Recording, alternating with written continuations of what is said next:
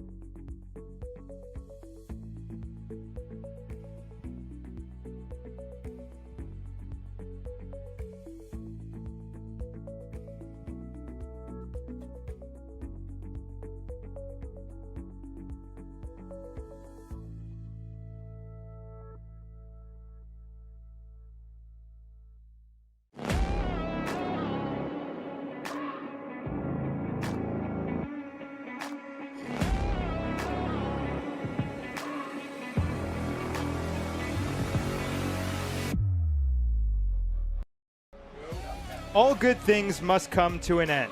As the calendars turn to August, the 2026 summer is nearing its conclusion as we greet playoff baseball on Cape Cod, presented by Reader's Hardwood Supply. Against the odds, Hyannis stunned the Cape League by winning 12 of its last 16 to take the West. Tonight, Mitch Carricker and the Harbor Hawks began a championship quest 35 years in the making, and it starts with the series against the Cotuit Kettleers.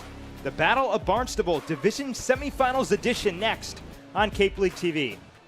As we say hello to you from inside the broadcast booth, I'm Max Schwartzberg alongside Quincy Bell and Charlie Adams. Welcome to Harbor Hawks Baseball, and welcome to the 2026 Cape Cod Baseball League playoffs. Well, the 40-game summer came and went in the blink of an eye, and it's time to start over. This is Game 1 of the Cape League summer for the 8 teams still standing. Hyannis, a late-season surge, best in the West, hosting the Cotuit Kettleers. Over in the East, YD hosting Chatham, although Chatham's up big on the Red Sox right now. Bourne hosting Falmouth, and then Brewster hosting Harwich at Stony Brook Field. But at the end of the day, Quincy, this is a team in Hyannis that has had a second-half surge. The Harbor Hawks were in 4th place for a lot of the summer, and it only took a week ago, 7 days ago, when the Harbor Hawks finally jumped ahead of 500. This team has looked like a new beast since after the All-Star break. You mentioned it earlier. They've won 12 of their final 16 games. That's by far the best and hottest team coming into the Cape Cod Baseball League playoffs. It's right where you want to be. This team is playing really well right now. Hyannis and Cotuit played 5 times during the regular season, and the Harbor Hawks Jazz took the season series 3-2. And at the end of the day as well, the Harbor Hawks also got a lot closer to something in a first time in a while. Well, they got the Patriot Cup for the first time since 2015.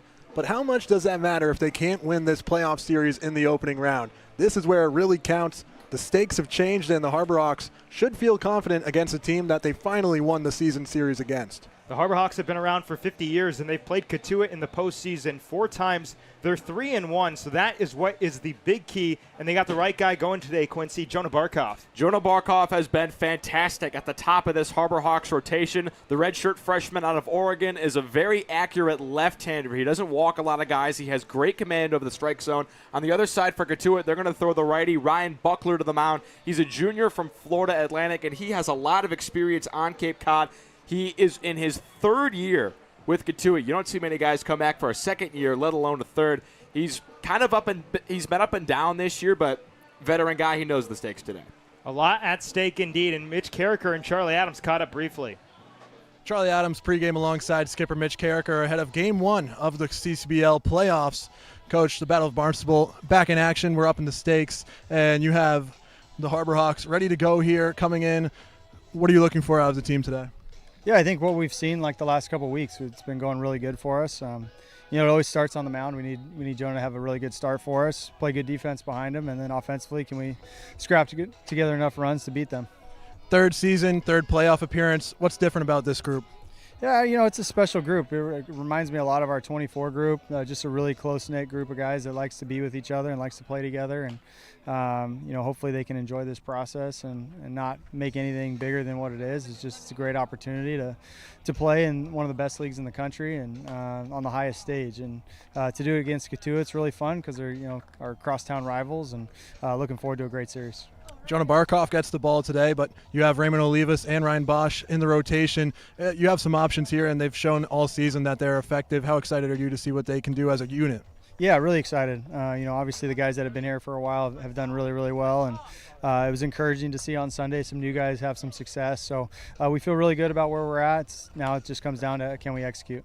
And the lineup, of course, you're looking for your best 9. You have Andrew Lamb making his first start in left field. We've seen him out there this season, and you have Tyler Lang DHing, so a lot of versatility. What went into picking those 9 guys for tonight? Yeah, Andrew played left all year for USC, and so he's very comfortable out there. When he was out there earlier in the summer, he made a couple really nice plays and did a nice job. And, we're trying to figure out ways that we can score runs and what we can do to maximize that. And so looking at who they're throwing and what the matchups look like, we felt like this lineup was our best option. All right, Coach, good luck tonight. Thank you.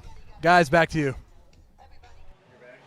Well, Quincy, you heard Mitch Carricker. The Harbor Hawks are just trying to find different ways to manufacture runs, and despite taking the season series against these Kettleers, Cotuit actually outscored them. Yeah, most of that came on August 1st when Hyannis already had the division locked up. Cotuit took down Hyannis here at McKeon Park 15-8. It was kind of an ugly game for the pitching staff. If you look at Hyannis's overall run differential on the season, it's pretty bad. It's in the bottom half of the league, but they've been able to rack up a lot of close wins. The bullpen has been fantastic. In one-run games, Hyannis is 6-1, partially because the bullpen, and they play a lot of small ball. That's been a new thing in the back half of this year. They've been bunting guys to second and third base, scoring tight runs in close games, and they've been able to pull out wins.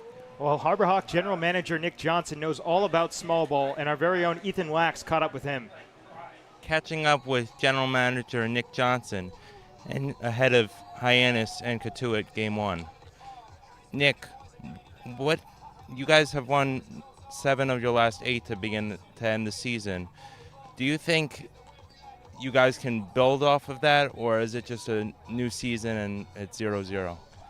I think it's a little bit of both. I think you want to obviously end well. I think that's super important. You carry that momentum into a short series, but as you saw last year, we were a 15-win team that was a strike away from, eliminating the number 1 seed. So I think in a short series, there are a lot of factors that can, change a series quickly. So in a best of 3, anything can happen. But I do believe the way we ended should continue into tonight, at least in a performance perspective. Expect more of the same, which is good defense, throwing strikes, and being chaotic on the base paths. What has been the biggest growth from previous Hawks teams compared to this one? I think it was kind of like the 180 switch. I think my other teams that have won the division or have been very close kind of were there from day one and just kind of ascended. This team, record-wise was not great for a while. And I really credit the staff. Mitch Carricker, who I believe is the best manager in this league, really sat down with me and we formulated a game plan, which was let's become super, super athletic. Let's run a ton. Let's bunt. Probably not going to score as many runs as we were because of our home run power hitter guys had left. And, credit Austin and Ray on the pitching side of things where we've thrown a lot more strikes now. So when you're throwing strikes, you're playing great defense. Teams executing, playing small ball. It's created a lot of wins and a stake-free baseball. And every game's close. You can't really breathe. It's always a close game. What is the single most important thing for you guys to beat your rival in Cotuit and win this series? I think it's just don't press. I think you see a little bit of jitters in the postseason, but again, our plan is nothing crazy, right? It's like I said, take your walks, run, play good defense, and throw strikes. If we do those things like we have over the last month, I think we're going to be in great shape. I think we have a good game plan. We've done a lot of scouting. The guys seem really excited, which some years you don't have that. This team does seem like they want to win this thing, and I think that's the biggest X factor. Which team can stick it out one more week up here and want to be together for one more week? It's the Battle of Barnstable Playoff Edition. Good luck tonight and good luck for the rest of the playoffs, Coach. Thanks, Ethan. Go Hawks. Guys. Well, in Game 40, Hyannis got its 5th shutout of the summer, Chaz, and the Harbor Hawks didn't walk a single guy. They kind of controlled their own destiny. A win, and they faced Cotuit. A loss, they would face Wareham. Their new pitchers came in, 4 of them. No walks allowed, no runs allowed, a 5th shutout, just tremendous all the way around. And it all starts with fielding. Yeah, the fielding has been terrific throughout this whole year for Hyannis. They're 3rd on the Cape in fielding percentage. One guy that's going to get the start tonight, Brody Briggs. He doesn't do a lot with the bat, but he is elite defensively. Runners don't even try to steal on him because he's so good back there, and pitchers love him. Sam Guarini caught up with Brody. Take a listen to that right before first pitch. Sam Guarini here with Brody Briggs. Brody, you're going into your 2nd playoffs with the Harbor Hawks. What does this mean to you? I'm excited, to get a little redemption on last year. We got knocked out in the first round, so hopefully a better result this year. And you came here a little later into the season. You were a part of the Hawks being hot on a win streak. What is being a part of something like this meant to you? Yeah, I love it. I love the team aspect of the playoffs, and now the stats don't matter. It's just about going out and getting wins. So. And what do you think is going to be the key to success for this team to make a deep playoff run? I think just taking it pitch by pitch and game by game and not riding the highs and lows, like we talk about all the time. So. Well, thank you so much, and good luck to you tonight. Thank you. Thanks, guys. Back to you. Hyannis and Cotuit, first pitch of the Cape League playoffs next here on Cape League TV.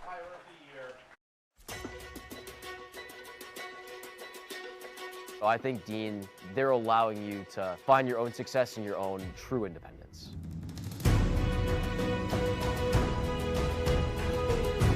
Dean is a whole group of all different kinds of people and communities. Since I've come to Dean, I've learned a lot of time management skills. Our community is especially tight-knit, and the majority of our students live on campus. And you are guaranteed 4 years of housing while you attend Dean.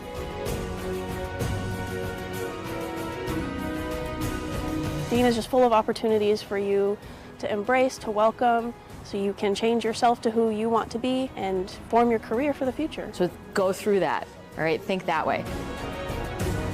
Be a bulldog. Have a bulldog mentality in everything you do in life, whether you're playing sports or in the classroom or just socializing around campus.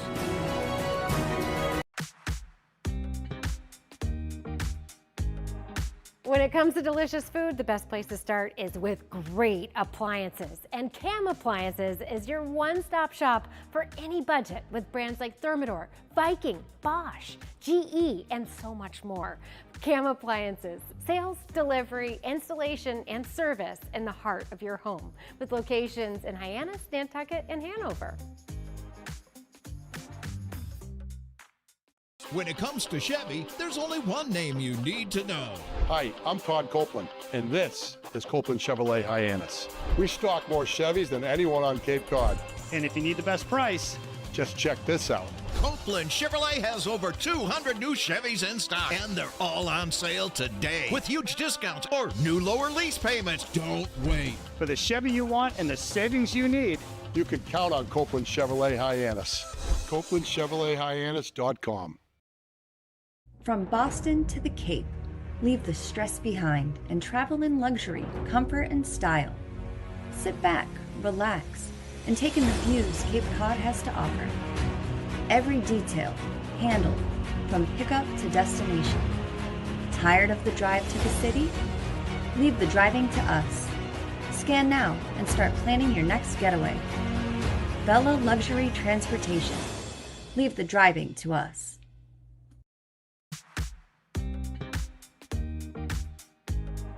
When it comes to delicious food, the best place to start is with great appliances. And Cam Appliances is your one-stop shop for any budget with brands like Thermador, Viking, Bosch, GE, and so much more. Cam Appliances, sales, delivery, installation, and service in the heart of your home with locations in Hyannis, Nantucket, and Hanover. From Boston to the Cape, leave the stress behind and travel in luxury, comfort, and style. Sit back, relax, and take in the views Cape Cod has to offer. Every detail handled from pickup to destination. Tired of the drive to the city? Leave the driving to us. Scan now and start planning your next getaway. Bella Luxury Transportation. Leave the driving to us.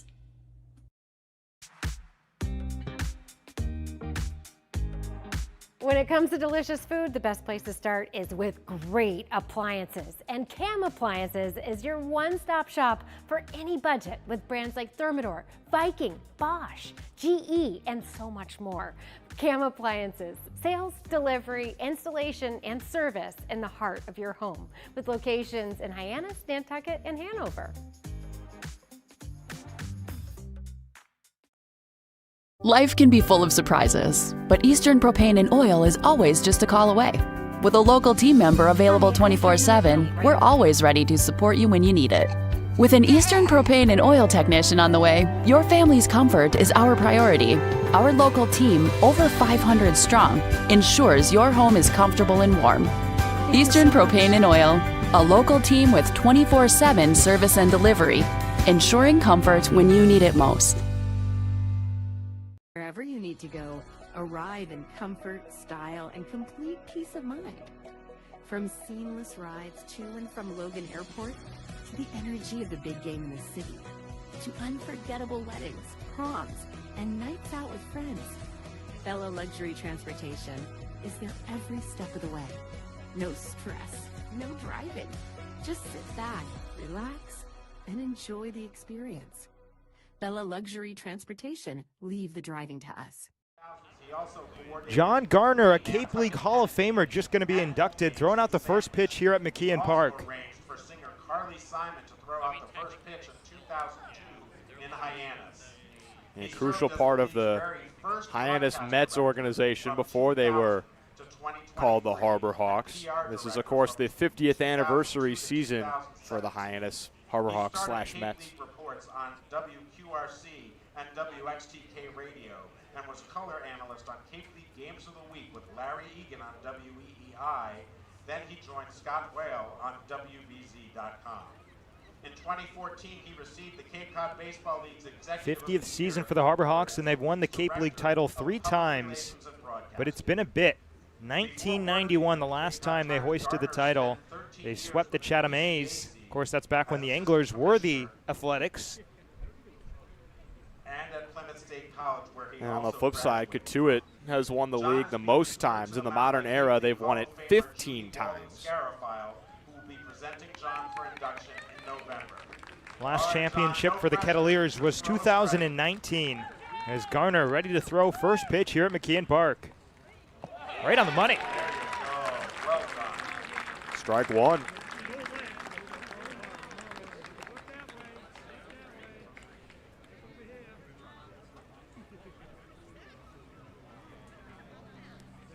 Tell you, Max, big playoff crowd here today. This is probably the most amount of people we've seen at a Hawks game this season.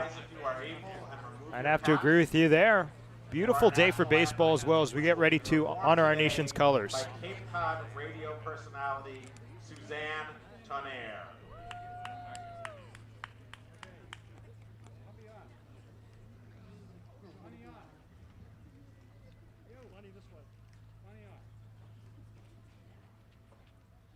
Oh, say, can you see by the dawn's early light what so proudly we hailed at the twilight's last gleaming, whose broad stripes and bright stars through the perilous fight o'er the ramparts we watched were so gallantly streaming, and the rockets' red glare, the bombs bursting in air, gave proof through the night that our flag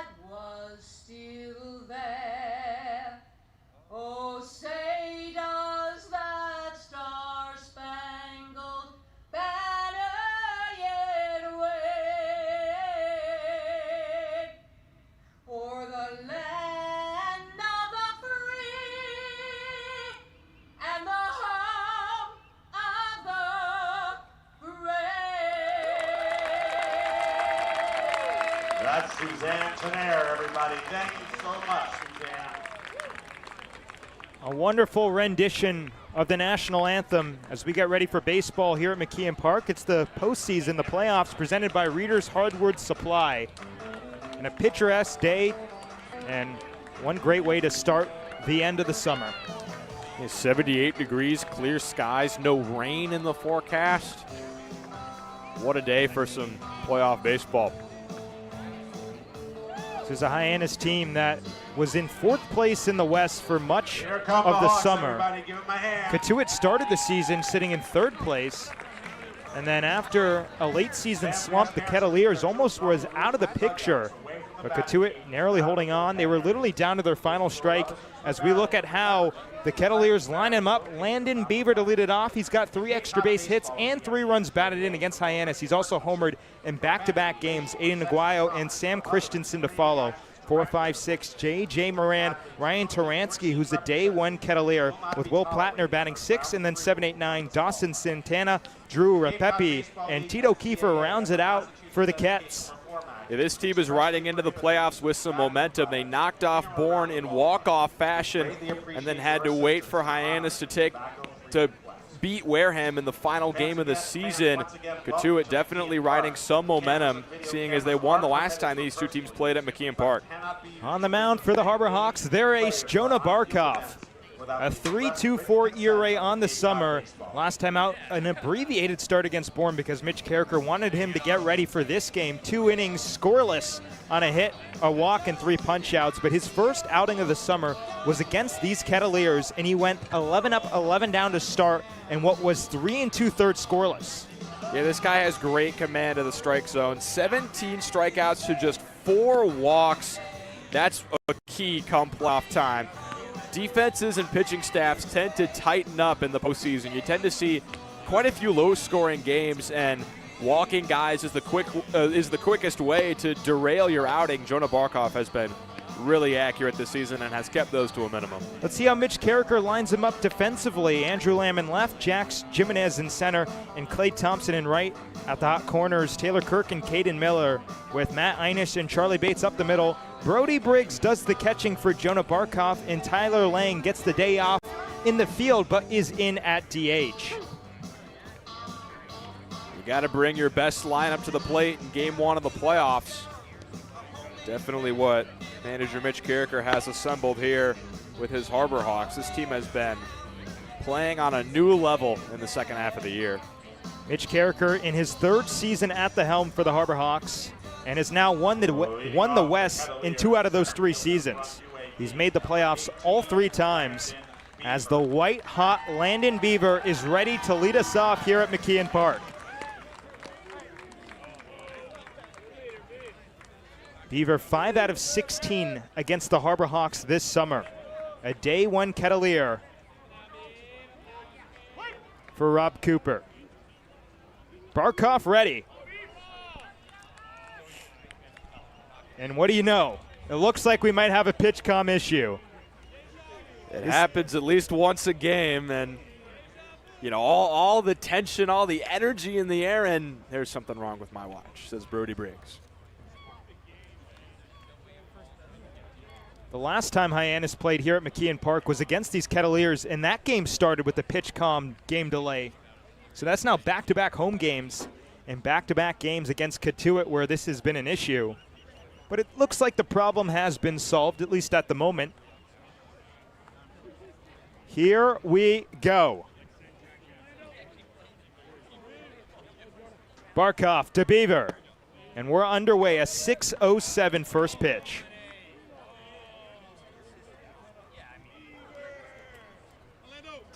Hyannis won the season series against Cotuit for the first time since 2015.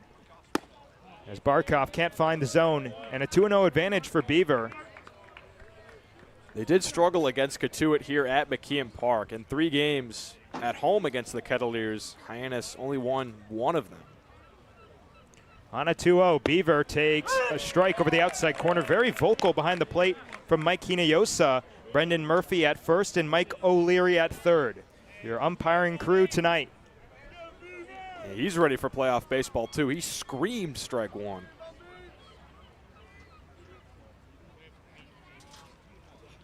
In the air to left. Taylor Kirk in foul territory.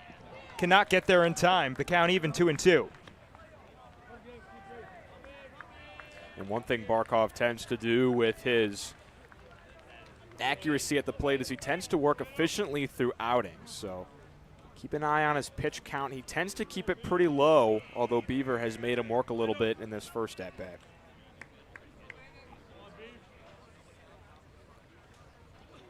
Checked his swing on a ball downstairs. Did he go? No, he did not. Mike O'Leary confirms it was no swing, and the count runs full.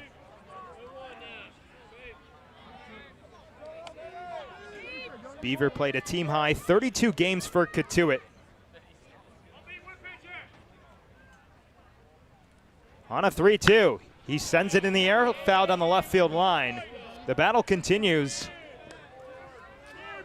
Beaver is a tough guy to put away. During his sophomore year at UAB, he walked 45 times and only struck out 42 times. He's going to earn his at-bat at the plate, that's for sure. Beaver led off the game against these Harbor Hawks a couple days ago with a home run, and he fouls it back to the screen. We'll do it again. And you can hear the Cotuit dugout making some noise in support of their leadoff man, who is really putting up a fight right now. Cotuit hit 5 home runs against Hyannis during the regular season, the most against any opponent in 2026. But who is going to give in this plate appearance? On a 3-2, Beaver taps it foul off his front leg. You got to feel like both these two are setting the tone to start this postseason series. Who is going to give first? Over Barkov's last 2 starts, 6 scoreless innings with 4 strikeouts.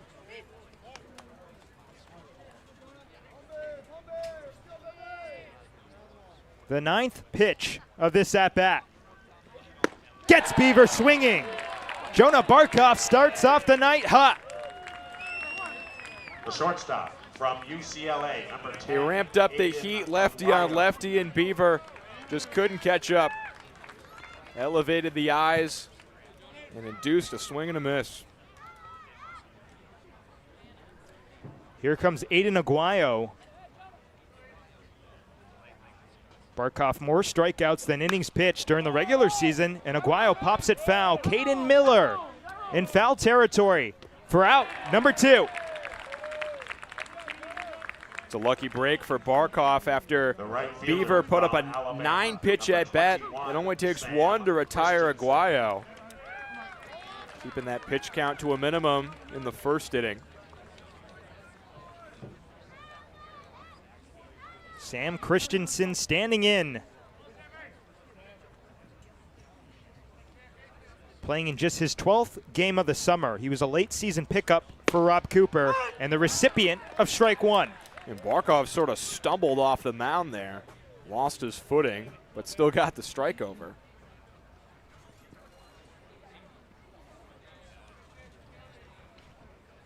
Barkov looking to go 1-2-3 here in the top of the first inning.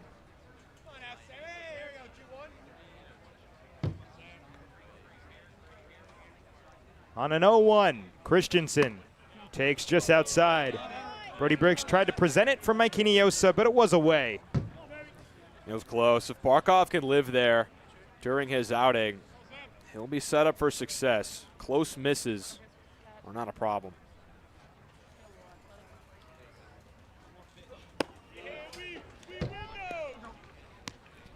Hyannis has played Cotuit 4 times in the postseason since its inception back in 1976. The Harbor Hawks have won 3 of those 4 series.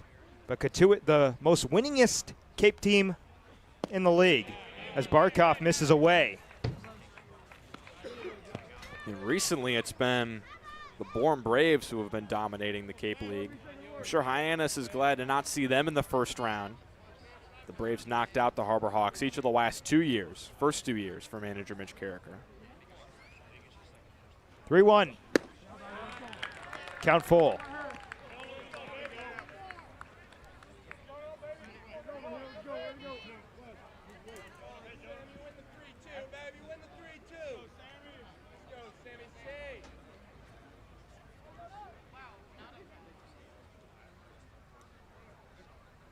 On a 3-2, Christensen taps it on the ground to Miller. He will flip to Barkov. Gets on the bag in time. A 1-2-3 top of the first inning for Jonah Barkov. We're heading to the bottom half here on Cape League TV. For each Harbor Hawk home run hit here at McKeon Park, $50 is donated to the Family Pantry of Cape Cod by... From Boston to the Cape, leave the stress behind and travel in luxury, comfort, and style. Sit back, relax, and take in the views Cape Cod has to offer. Every detail handled from pickup to destination. Tired of the drive to the city?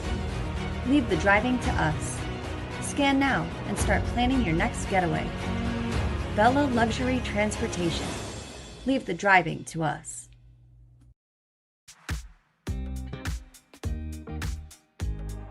When it comes to delicious food, the best place to start is with great appliances. And Cam Appliances is your one-stop shop for any budget with brands like Thermador, Viking, Bosch, GE, and so much more. Cam Appliances, sales, delivery, installation, and service in the heart of your home with locations in Hyannis, Nantucket, and Hanover.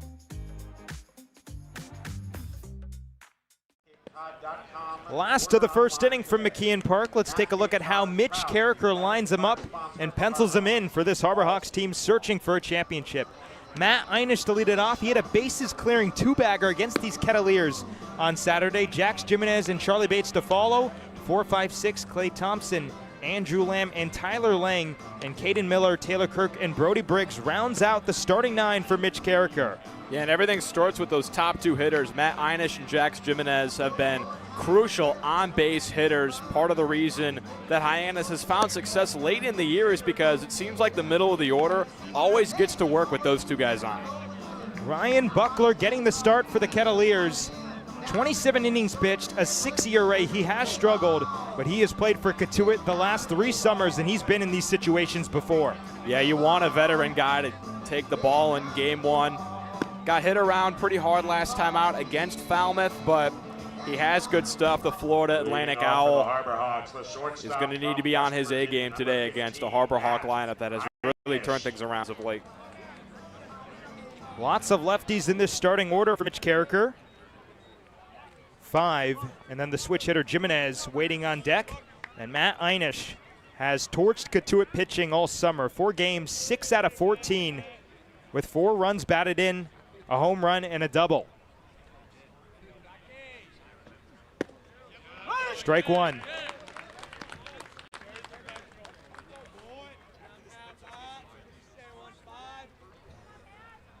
Third baseman J.J. Moran playing even with the cut at third. Einish has some speed on an 0-1. Takes up and away. Let's take a look at how Rob Cooper sends him out defensively. Drew Rapepi in left, Landon Beaver in center, Sam Christensen in right. Third to first, J.J. Moran, Aiden Aguayo, Dawson Santana, and Ryan Taransky as Will Plattner does the catching for Ryan Buckler. Just misses inside, and Einish the advantage, 2-1. Yeah, we talked about Hyannis being a pretty solid fielding team. Cotuit is as well. They're another team that keeps the errors and free passes to a minimum. Falls behind here, 3-1. Einish has walked 5 times against the Kettleers this summer. And last time out on the first of the month, 2 for 3, and drew 3 walks. His only home run of the summer came against these Kettleers, and he's got a leadoff walk. Here we go. He's really solidified himself as the main leadoff guy for Hyannis. First half of the year, they were really searching for that guy. That walk is our free pass of the game, presented by Cape Cod Community College. Go to Cape Cod Community College for free. Every program, no tuition or fees for those that qualify. capecod.edu/free for more. Jax Jimenez, who was the hero back in Game 1 on Saturday, standing in. Torches it foul up the first base line out ahead. Jimenez has not played since he walked off Falmouth in the day game of the doubleheader, and Einish was the guy who scored working as the ghost runner. Yeah, Jimenez got 2 games off after a 3-for-4 day at the plate. He's rested up and ready to go, carrying a 13-game hit streak into the postseason. On the ground right side, Taransky goes to second for one, on to first for two. 3-6-3 they go, and that leadoff walk erased. The second baseman. Side, Taransky goes to second for one, on to first for two. 3-6-3 they go, and that side, Taransky goes to second for one, on to first for two.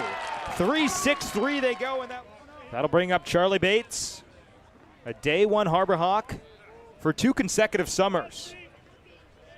Was here in 2025 and a full slate here in 2026.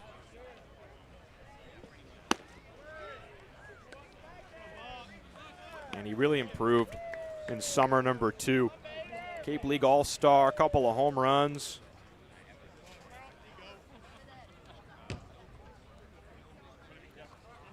Went 0 for 4 against these Kettleers on Saturday and lost a 5-game hit streak. On a 1-0, he sends it in the air to shallow right field. Sam Christensen dives and makes the play. Ryan Buckler faces the minimum with the help of his defense. We're scoreless heading to the top of the second on Cape League TV. Heading to Nantucket this summer? Skip the traffic and take to the skies with Cape Air. With convenient flights from Norwood to Nantucket, you can start your vacation sooner without the hassle of traffic. That way you spend more time relaxing and less time getting there. Experience the Cape Air difference and book your next flight today at capeair.com. Let Cape Air be your wings in the Northeast. At Cape Cod Healthcare, we're committed to excellence and compassion in everything we do, like helping people maintain their active lifestyles. Our innovative orthopedic program combines advanced techniques and leading-edge technology with highly specialized teams, including our nationally recognized Center of Excellence for Joint Replacement. Our focus is getting you back to doing the things you love, in the place you love. The Center of Excellence and the quality of care that we can deliver makes all the difference to the patients. They understand that they can get the best care right here on Cape Cod. The second inning brought to you by Cape Cod Orthopedics. Cape Cod Orthopedics and Sports Medicine is proud to support Harbor Hawks baseball. For decades, athletes, families, and residents across Cape Cod have trusted Cape Cod Orthopedics and Sports Medicine for expert care. Their team specializes in sports medicine, orthopedic surgery, joint replacement, and rehabilitation, helping patients get back to the activities they enjoy most. Whether you're recovering from an injury or looking for specialized orthopedic care, learn more at CapeCodOrtho.com. Cape Cod Orthopedics and Sports Medicine, the region's largest orthopedic specialty group. Both pitchers trade 1-2-3 innings, although Ryan Buckler had a leadoff walk to Matt Hyannis, a 3-6-3 double play, and then a line out to right, ended up facing the minimum in Game 1 of the Western Division Series. Leading off for the Kettleers, the third baseman. Now, Landon Beaver had quite the at-bat to lead things off, 9 pitches, but Barkov was able to sit him down with a strikeout, and then 2 balls with weak contact to the right side. Aiden Aguayo and Sam Christensen, no luck either. 4-5-6 due up for Rob Cooper and Cotuit, JJ Moran, Ryan Taransky, and Will Plattner.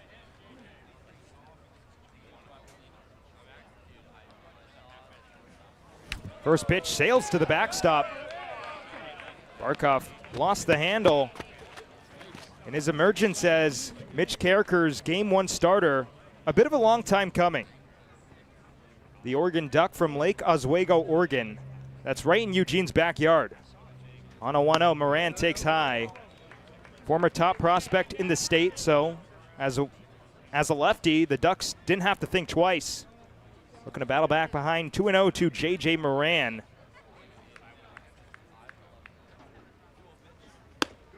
Three 3-0 high.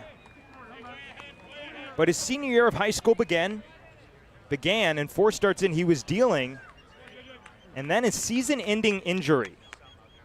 So he arrived at Oregon not having fully put his senior year behind. Called strike 3-1. And as a true freshman, he ended up redshirting the entire season with injury as well. So it's first a year, then 2 years. And the top prospect out of Oregon hasn't thrown a real pitch in competition in what feels like forever. Slap foul off to the right, out of play, and the count full. He's getting the bulk of his development done on Cape Cod, and I'm sure Oregon, the Ducks, have to like what they're seeing out of one of their freshman pitchers. This past spring, he finally got back on the mound at the end of April.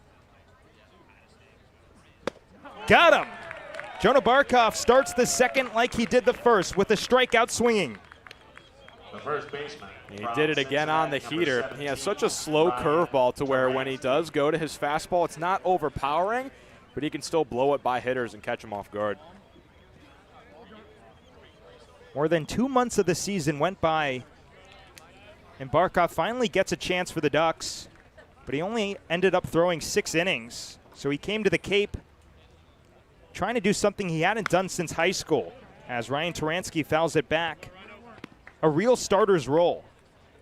And it's safe to say he's emerged as an anchor in Hyannis' rotation. He came in mid-season and has started, hasn't really been used out of the bullpen. He's been purely a starter. Ryan Turansky's been a day one Kettleer in the box. Barkov got here at the end of June, and his first outing was against these Kettleers, and he started it by retiring the first 11 in a row. On a 1-1, Turansky takes a strike. That was a beautiful pitch. Turansky was leaning back. He thought that was going to come inside, but the bender from Barkov just cuts right over the plate.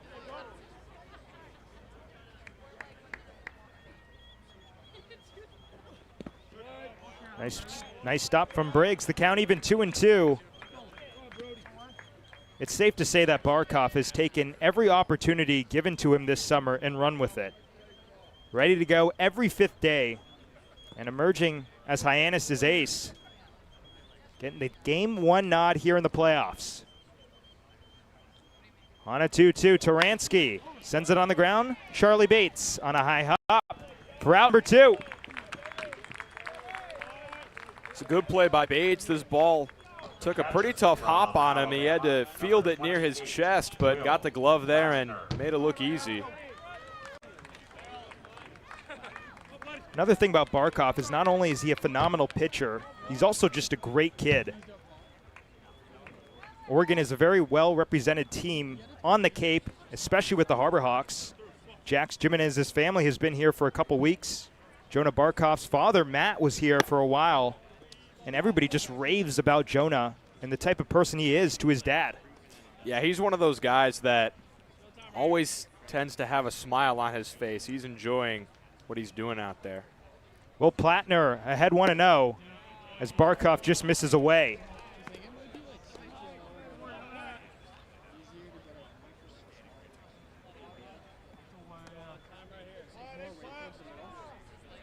Five up, 5 down for Jonah.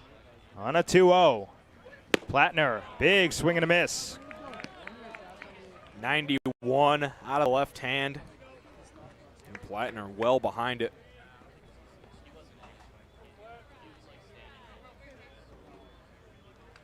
Outfield straight away.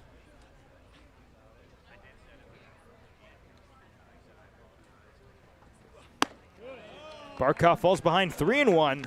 Couple 3-ball counts in the first inning, but Barkov got out of it unscathed. Largely a ground ball pitcher. As Plattner fouls it back to the screen and the count back full. Yeah, you're going to see Barkov work down in the zone. That's where he likes to go with the curveball, even the fastball sometimes. He keeps it low, and batters tend to keep the ball on the ground against him.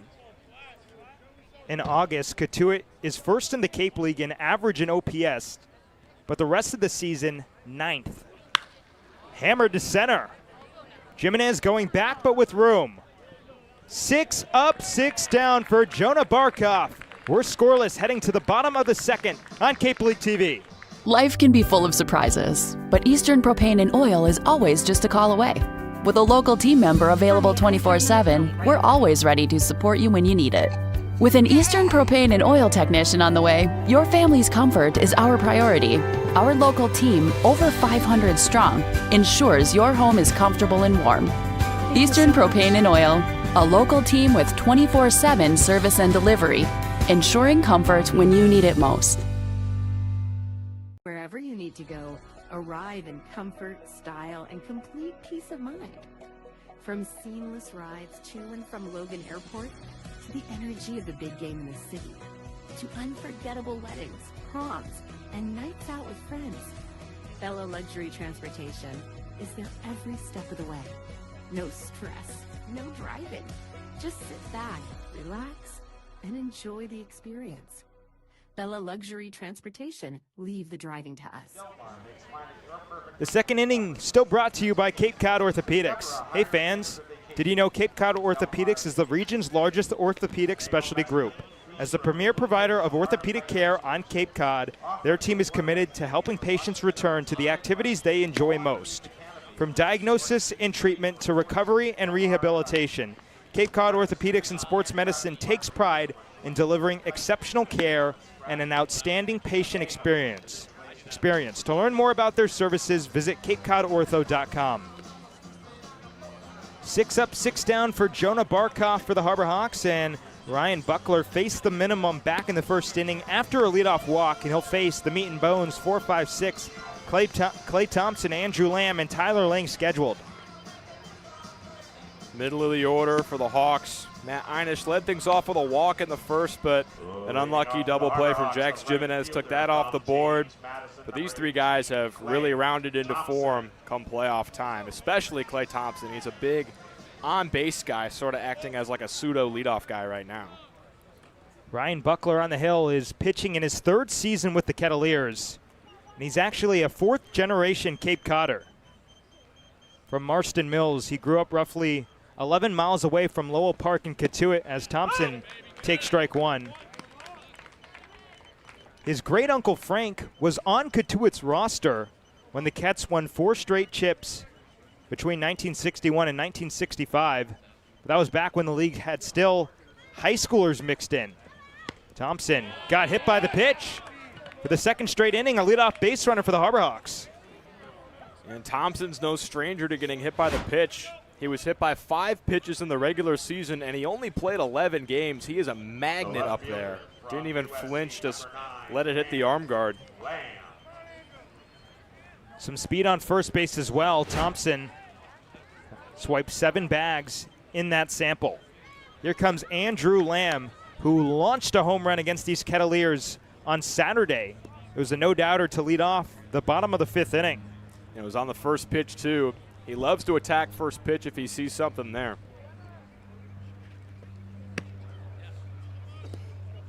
Couldn't really attack that pitch. And that one well wide from Buckler. So Buckler's grandpa Frank, of course, a Kettleer, and then his brother Ed also played for Cotuit in the late 1960s. So this guy's got Kettleer in his blood. Thompson a huge lead as Lamb takes outside. He knows the stakes as well as anyone on this Kettleer roster. Knows how great this team has been historically.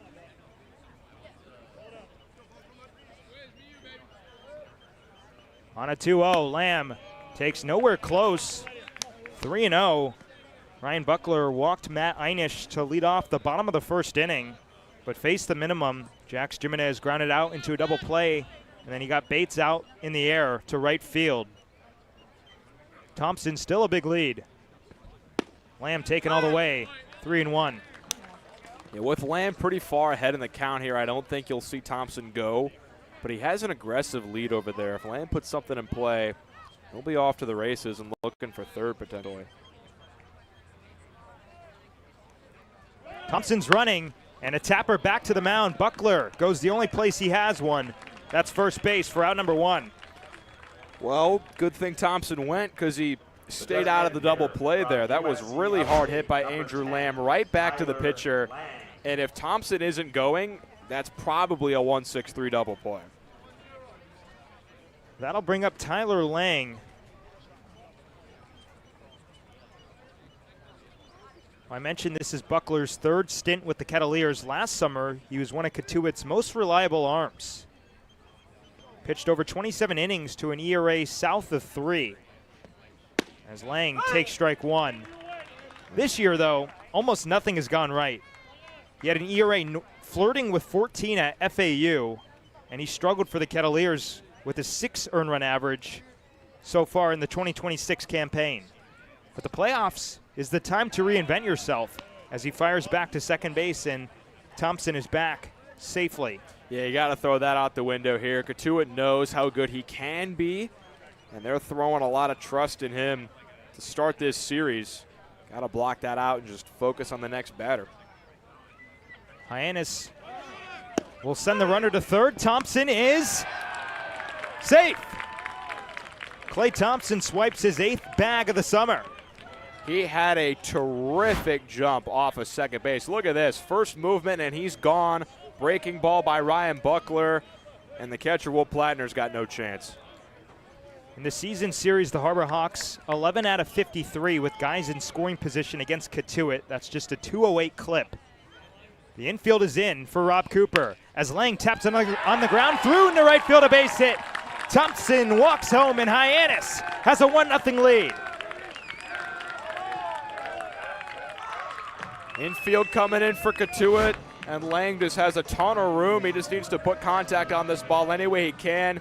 Past 2 diving Kettleers, and there's that small ball for you. Thompson on, him running on the pitch moves him to second. He steals third, and that's all it takes to put Hyannis on the board first.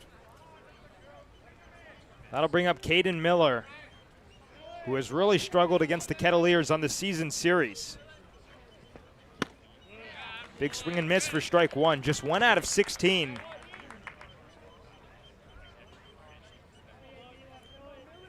Miller, the active home run leader for the Harbor Hawks, with 4.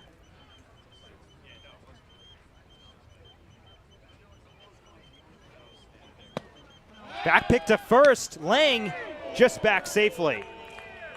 And that was close, but Lang read that well, able to scamper back to the base, and a nice slide got his hand back in.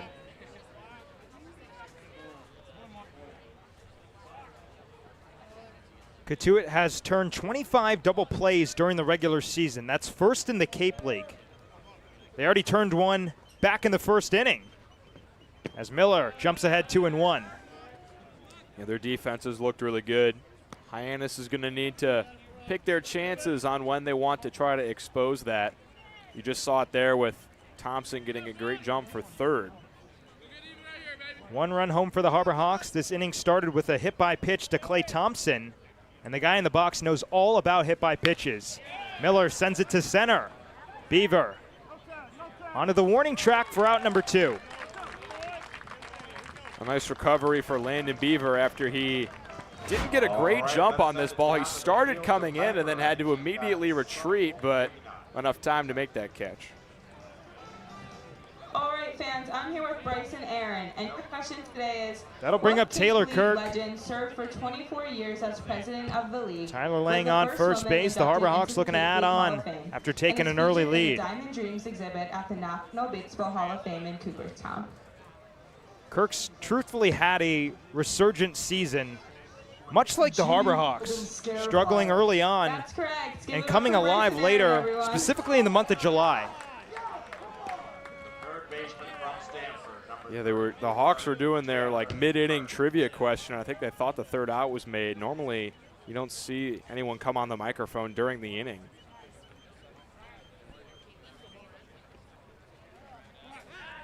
Check over at first base, and Lang is back safely. I was talking about the hit-by pitches for Caden Miller. He was hit 12 times this summer and in sole possession of the second most in Harbor Hawks history. Kirk fouls it back to the screen. A big fight between the ball boys there. That time Cotuit won the race.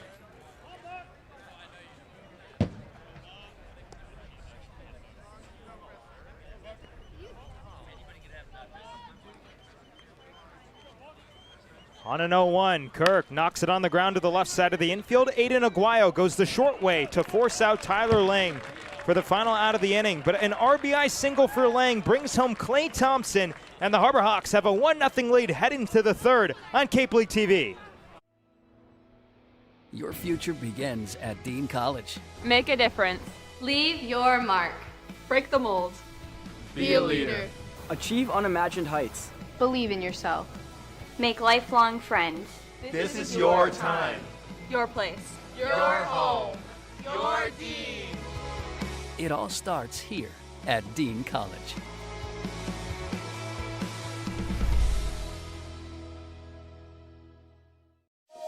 Why are you in business? Is it to follow a dream? To carry on a legacy? Whatever your reason, at Cape & Coast Bank, we're as dedicated to your business as you are. Our cash management services help your business prevent fraud, manage payments and deposits, operate efficiently, and maximize earnings. To all the local businesses here in our communities, we say, we're here to business. Learn more at capeandcoastbank.com. Cape & Coast Bank, powering local. The lights at McKeon Park stay bright all season long thanks to the Knack Cape Cod. The Knack offers 2 locations, Hyannis and Orleans, both offering delicious burgers, tacos, sandwiches, and more. Visit theknackcapecod.com to order online today. The Knack Cape Cod is proud to be the Light Up the Park sponsor of the Harbor Hawks all season long. As we have a little friend up there on the lights.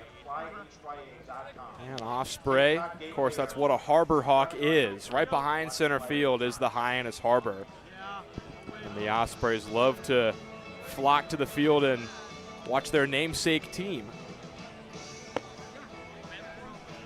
7-8-9 due up against Jonah Barkoff, who's gone 6 up, 6 down. Dawson Santana, Drew Rapepi, and Tito Kiefer scheduled for Rob Cooper and Cotuit. Barkoff pitching with a lead for the first time tonight after the RBI single from Tyler Lang brought home Clay Thompson. San Diego State, number 2. Hyannis has been great when scoring first this season, especially when their bullpen has been shut down.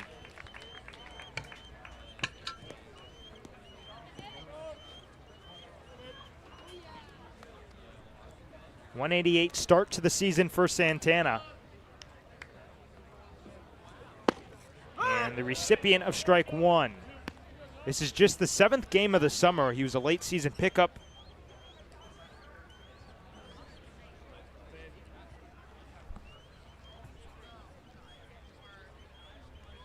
Taylor Kirk playing even with the cutover at third.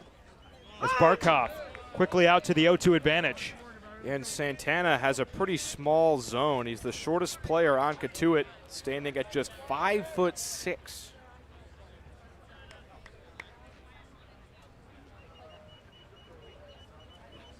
In the air to right center. Clay Thompson going over the right fielder. Makes the catch, round number 1. This ball was hit sharply between 2 pretty speedy outfielders, Jax Jimenez and Clay Thompson. They both got there, but Thompson with the better angle calls him off. Drew Rapepi standing in. The 6 through 9 hitters for Cotuit all swing it from the right side. As Rob Cooper likes to stack up the righties against the southpaw Barkoff. Out ahead for strike 1. Rapepi's still looking for his first hit on Cape Cod. He played in just 3 regular season games where he went 0 for 8. No better time to start than in the playoffs, though. Goes back to that changeup. Similar result. Once you get Barkoff in rhythm, it's really hard to take him out.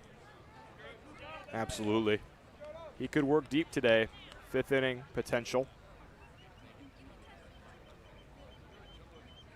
Looking for strikeout number 3 as Rapepi barely gets a piece right off the end of the bat. If I were him, I'd check that twig. Yeah, right off the end of the bat. Barkoff has been accurate to start this outing. 39 pitches, 25 strikes. Briggs could not hang on the foul tip. That's a tough one to hang on to after the breaking ball. It's coming down. Briggs is a guy that's so elite defensively, he probably thinks he should have had that one. Got a little bit banged up as the home plate umpire, Mike Hinojosa, giving him some professional courtesy. Walking the ball out to Barkoff on the mound.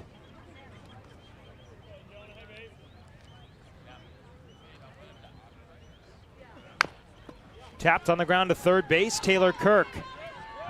Out number 2. It's another good defensive play from a Harbor Hawk infielder. Kirk had to make this throw on the run. This is not an easy play, but a smooth transfer and a strong throw gets out number 2.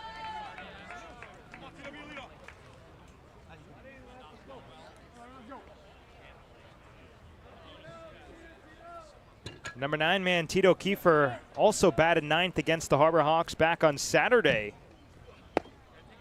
And we'll take strike 1. I love the vocalness of Mike Ineosa. He knows it's playoff time, that's for sure. This guy's dialed. On an 0-1, Kiefer takes down in the dirt.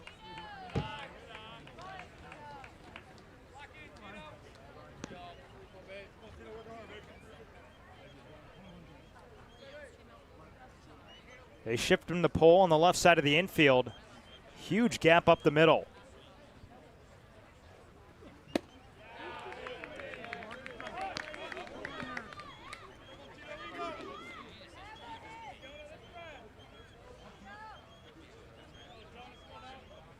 Just 1 for 12 on the regular season for Kiefer. We're looking to change that narrative here in the playoffs. Swats it foul off to the right and out of play. Cotuit has had a lot of roster turnover near the end of the year here to where their bottom couple of hitters really just got here. You look at Hyannis, they have a lot more guys that have been here for this run. Away for ball 2.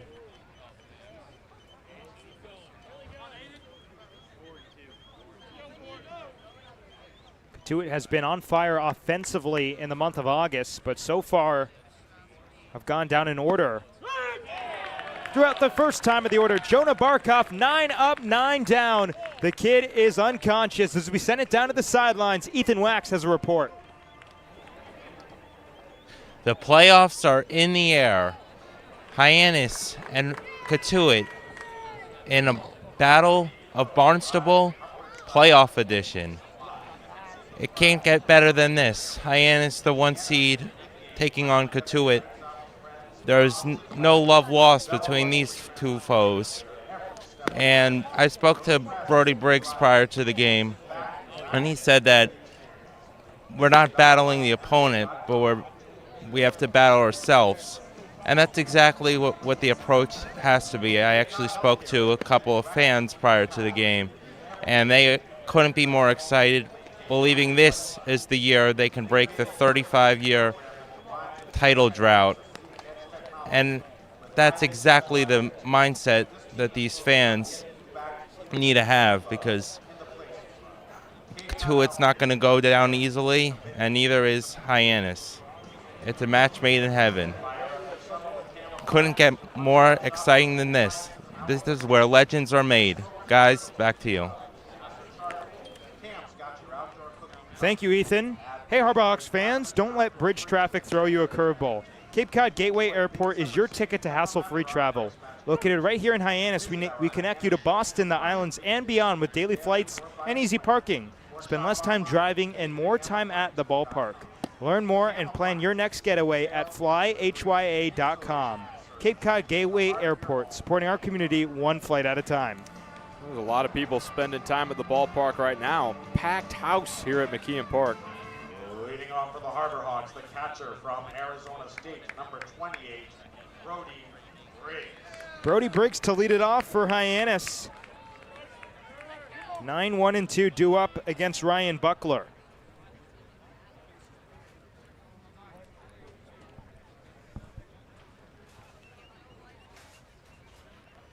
Shows the bunt, pulls it back, and takes a strike.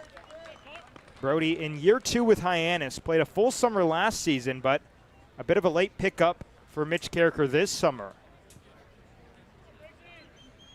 Truthfully felt that he had unfinished business with the Cape League after the way last summer ended at the hands of the Bourne Braves, who ended up winning the chip.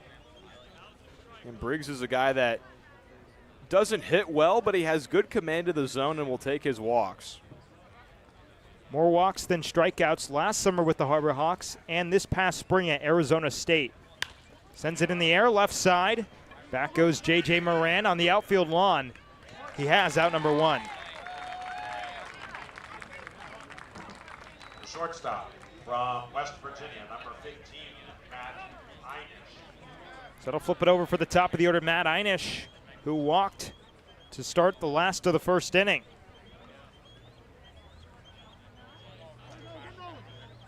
Yeah, this guy loves to walk.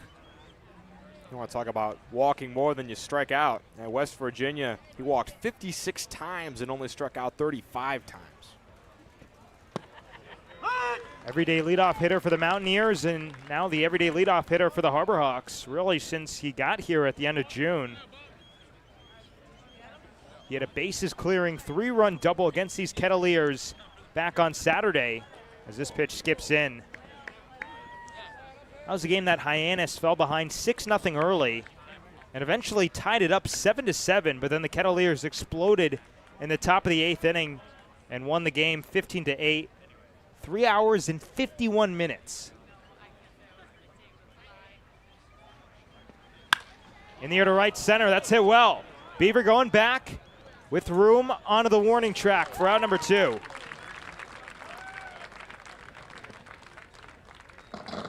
Struck well, but just to the deepest part of the park for Matt Hyannis. Let's take a look at where that pitch is, and it's an elevated heater. Hyannis just didn't get quite enough of that one. Jax Jimenez standing in. Another Oregon Duck. Grounded out into a 3-6-3 double play that forced Hyannis out after his leadoff walk. Brings a 13-game hit streak into the playoffs. Mentioned it his first time up, but he got back-to-back off days after making over 20 consecutive starts, by far the longest stretch in the Cape League. Reaches for it and sends it on the ground. Dawson Santana for out number 3. Hyannis leading the Cotuit Kettleers 1-0 after 3 innings. We're heading to the middle part here on Cape League TV. Life can be full of surprises, but Eastern Propane and Oil is always just a call away. With a local team member available 24/7, we're always ready to support you when you need it. With an Eastern Propane and Oil technician on the way, your family's comfort is our priority. Our local team, over 500 strong, ensures your home is comfortable and warm. Eastern Propane and Oil, a local team with 24/7 service and delivery, ensuring comfort when you need it most. Wherever you need to go, arrive in comfort, style, and complete peace of mind. From seamless rides to and from Logan Airport, to the energy of the big game in the city, to unforgettable weddings, proms, and nights out with friends, Bella Luxury Transportation is there every step of the way. No stress, no driving. Just sit back, relax, and enjoy the experience. Bella Luxury Transportation, leave the driving to us.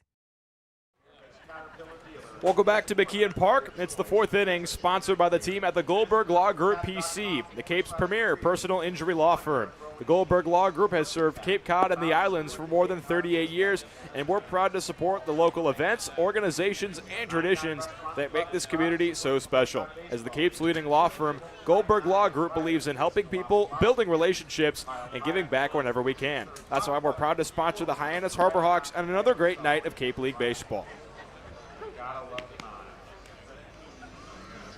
4th inning here from McKeon Park in Hyannis. Game 1, round 1 of the CCBL playoffs between the Cotuit Kettleers and Hyannis Harbor Hawks. The home squad leading things 1-0 as we enter the 4th. Alongside Charlie Adams, I'm Quincy Bell. Charlie, Jonah Barkhoff has been on a new level out there. Just tremendous work out of the Oregon product. You talked about 5th inning. We could see a 6th inning. He is cooking. This is the time of the year to stretch someone out. This first game, most important game of the series. 9 up, 9 down to start things. His first time through, and Landon Beaver will step in for his second at-bat today. A guy that has a ton of power from the left-handed side. Barkhoff's first offering, called strike 1. Beaver put up quite the at-bat to lead off this game. 9 pitches before Barkhoff eventually set him down on strikes. The Cotuit leadoff man has been here since opening day and takes well downstairs. That pitch bounced from Barkov. These two teams met 3 days ago on August 1st, and Beaver had quite the day in a 15-8 Cotuit win. 3 for 4 with a homer and 2 doubles. On 1-1, he fouls one away, and Barkov will work ahead again. 1-2 in the count.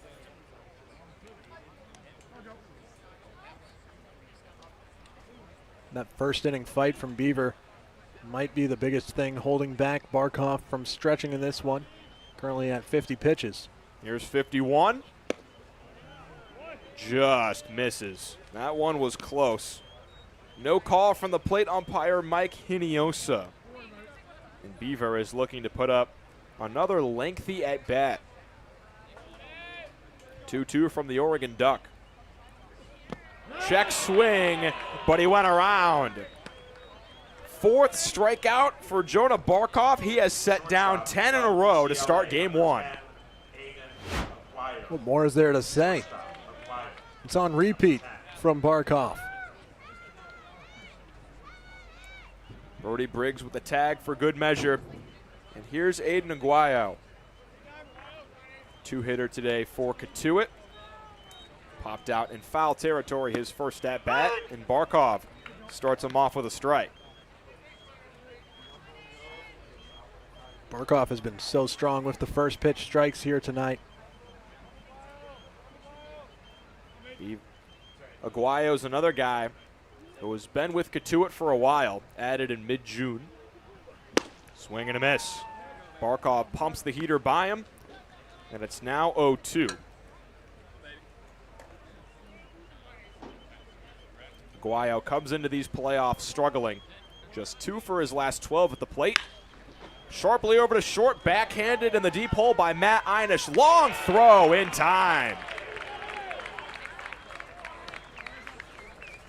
Great rangy play from Matt Hyannis. One of the harder hit balls against Barkov from the deep hole all the way across the diamond with time to spare. Had to set his feet on the outfield lawn, but that was a laser of a throw to Kada Miller at first. And Sam Christensen will look to prevent another 1-2-3 inning for Jonah Barkov. Lefty on lefty, first pitch down and away. Christensen just finished up his redshirt junior year. He started his college career at Oklahoma South Mountain Community College before transferring to the Oklahoma Sooners, where he had a pretty solid campaign, hit .263, clubbed 5 home runs, OPS over 800. 2-0 fastball finds the zone for Barkov. There's action in the Hyannis pen. A couple of relievers have started to do some stretching out there, but nobody throwing off the mound yet as Barkov continues to deal. 2-1 high, and Barkov in danger of surrendering his first base runner here, behind 3-1 to Sam Christensen. Already ahead in the inning with the first 2 outs. Not the worst spot to surrender a free pass. Lined into the gap, down for extra bases. Sam Christensen on his way to second, and he'll get there with a 2-out double. Barkov might have wished he missed a little more with this pitch. Christensen came down to get it, drove it into the gap. So J.J. Moran will hit with a runner in scoring position and 2 out. The top of this Cotuit order feature their most tenured hitters, guys that have been on the roster for the longest. Moran is one of those guys, a day one player, still around for postseason action. Backdoor breaking ball from Barkov just misses away. Moran was selected to play in the Cape Cod League All-Star game.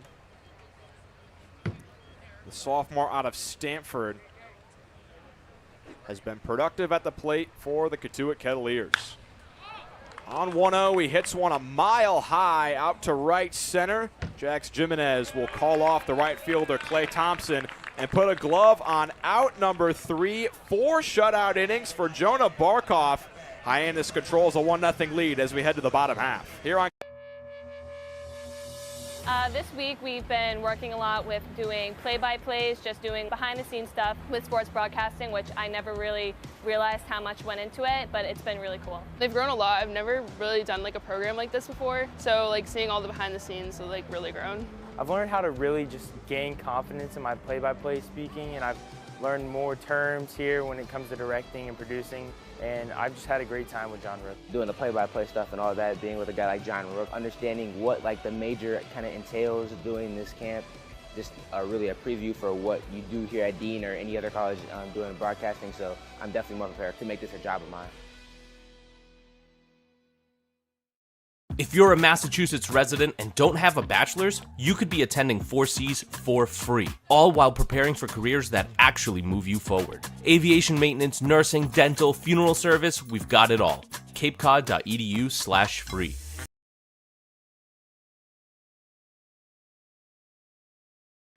Cape Cod Baseball League. If you are an active... Welcome back to the Goldberg Law Group 4th inning at McKeon Park. Did you know Goldberg Law Group PC is the Cape's premier personal injury law firm? The Goldberg Law Group has served Cape and the Islands for more than 38 years, and we're proud to sponsor the local events, organizations, and traditions that made this community so special. As the Cape's leading law firm, Goldberg Law Group believes in helping people, building relationships, and giving back whenever we can. That's why we're proud to say, go Harbor Hawks. Bottom of the 4th inning here from McKeon Park. Game 1 of the division series between Cotuit and Hyannis. And the Hawks control a 1-0 lead as the first pitch to Charlie Bates misses just outside. Ryan Buckler still out on the mound for Cotuit, entering his 4th inning of work. 1-0 to Bates, misses downstairs. Buckler is a local product. He's from Cotuit, Massachusetts, and this is his 3rd year with the Kettleers. On 2-0, Bates powers one out to right. Sam Christensen has room as that ball hangs up too much. And Cotuit has the first out. Some hard contact and just a little bit under it. The wind isn't helping here today, but not much to play with and not too much to worry about for Christensen in right field. That'll bring Clay Thompson to the dish. Hit by a pitch in his first at-bat. He later came around to score on a Tyler Lang single. First pitch bender from Buckler finds the zone at 74 miles an hour. Clay Thompson showed his last time up, he'll make you pay. Stealing third base was huge in that inning. 0-1 bounces. Thompson is a guy who's not going to jump off the page with his average. To end the regular season, he hit just 194. But he drew 9 walks and was hit by 5 pitches in 11 games. His on-base percentage over .415. He fouls one away on 1-1. But he has been a perfect guy to put in the middle of the order here for Hyannis. Productive hitter. Moves along the base paths well with some tremendous speed. 1-2. Spoiled away again.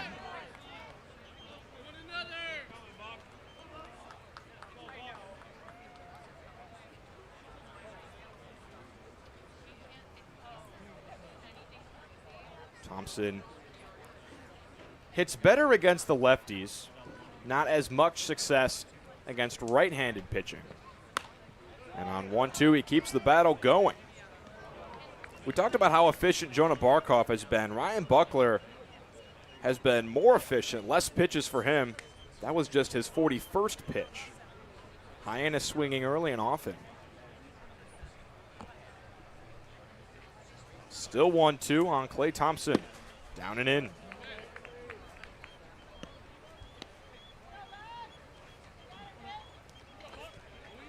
Thompson has been hitting in the middle of the order for Hyannis, but he has a leadoff hitter's skill set with his on-base skills. 2-2 breaking ball called, strike 3. First strikeout of the day for Buckler comes in a big spot. Nobody on and 2 out here in the 4th. Bit of a pitcher's duel here so far. Up comes a guy who can not worry about runners on base to drive in anything for Hyannis. Big power bat for Andrew Lamb. 3 home runs on the summer for Andrew Lamb. 2 of them came on the first pitch of an at-bat. This first pitch outside, and Lamb with a nice take. He can get runs home with 1 swing of the bat. Second this on the USC Trojans. He was second in home runs with 14 big flies. Big swing and a miss. He has crushed right-handed pitching on Cape Cod. He has really struggled against the southpaws. But he has an advantage matchup here. 1-1 popped in the air, foul along the third base side. This one Andrew Lamb might want back. He really started the summer with some high K rates at the plate. He's calmed down as of late, starting to pick up more walks and have better play appearances in general. I wonder if this kid's going to get that ball. Digging under the net, and he got it. Nice work there. 1-2 upstairs. Lamb had a 17-game on-base streak going before the final game of the regular season, where he went 0 for 3 at Wareham in a 7-inning affair. Looking to get on here to start a 2-out rally. On the ground, sharply to first, off the leg of Ryan Taransky. It squeaks into shallow right. Lamb will reach. And we'll see what the scorers say about if that's an error on Taransky or if it's a base hit. Taransky's footwork here was a little bit awkward. Sharply hit, and he got caught up on the bounce. The frustration from Taransky after the play helps the scorer rule that a E3. First error of the game for either side will bring Tyler Lang up with a runner on first and 2 out. First pitch grounded over to third. Fair ball gloved by J.J. Moran. Off balance throw all the way in time. We head to the 5th. Still 1-0 Hawks here on Cape League TV. Reader's Hardwood Supply is a candy store for wood, whether you're a professional or an amateur. Reader's Hardwood Supply carries over 70 species of both domestic and imported lumber from around the world, displayed in over 300 self-serve bins for your selection. So for your next project, make it your masterpiece with stock from Reader's Hardwood Supply. The woods of the world are here at Reader's Hardwood Supply. Comes to Chevy, there's only one name you need to know. Hi, I'm Todd Copeland, and this is Copeland Chevrolet Hyannis. We stock more Chevys than anyone on Cape Cod. And if you need the best price, just check this out. Copeland Chevrolet has over 200 new Chevys in stock, and they're all on sale today with huge discounts or new lower lease payments. Don't wait. For the Chevy you want and the savings you need, you can count on Copeland Chevrolet Hyannis. CopelandChevroletHyannis.com. Cape Cod 5. 5th inning here from McKeon Park. Nick Dromboski getting the day off today to start the playoffs, and he just lost the pie eating contest to a very energetic fan down there.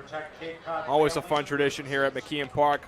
Let's compare stats between the Kettleers and Harbor Hawks. Averages identical, ERAs nearly identical, but the records are not, partially because Hyannis has been so great in one-run games this year. When they lose, it tends to be pretty large, and when they win, it tends to be pretty small.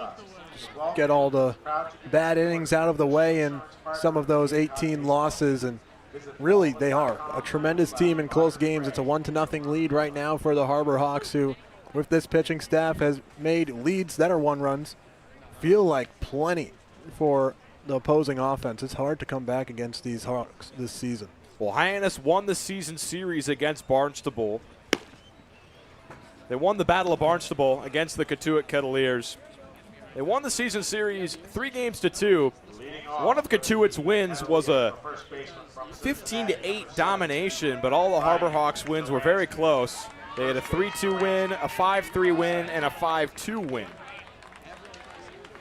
And Jonah Barkov back out on the mound as he continues to deal against these Cotuit Kettleers. It'll be 5, 6, and 7 due up for Cotuit. Taransky, Plattner, and Dawson Santana. First pitch to the leadoff man, called strike one at 77 miles an hour. Taransky grounded out to the second baseman, Charlie Bates, his first time up. We got Ryan Bosch and Olivas doing the 50-50. We know they have the day off and getting ready for their own playoff pitching matchups. They're probably the only two pitchers with a day off today. Olivas, the guy closest to your screen, will have the game 2 start. And should this series go 3 games, Ryan Bosch will be handed the ball. On 1-1, Taransky takes strike 2. After the day off yesterday, every single Harbor Hawk reliever is listed as available today. 5 lefties and 5 righties. A very balanced group out there. 1-2. Taransky powers one through into right field for a base hit. And Cotuit, for the first time today, has the leadoff man on. Big chance now for the Kettleers. Been tough sledding, now with the leadoff man on. Here's Will Plattner, the Cotuit catcher today. Flew out to center field in his first at-bat. Plattner was added to the Cotuit roster on June 27th. Barkov will check on Taransky at first. Got off to a hot start on Cape Cod. Had 5 hits in his first 4 games. Cooled off near the middle part of the season. Fouled straight back on the first pitch, right up against our crowd mic. When these two teams met on the 1st of August in that 15-8 Cotuit victory, Plattner was 2 for 4, drew a walk, came around to score 3 of those 15 runs. Looking to tie things up here for the Kettleers. Barkov with another check on Taransky.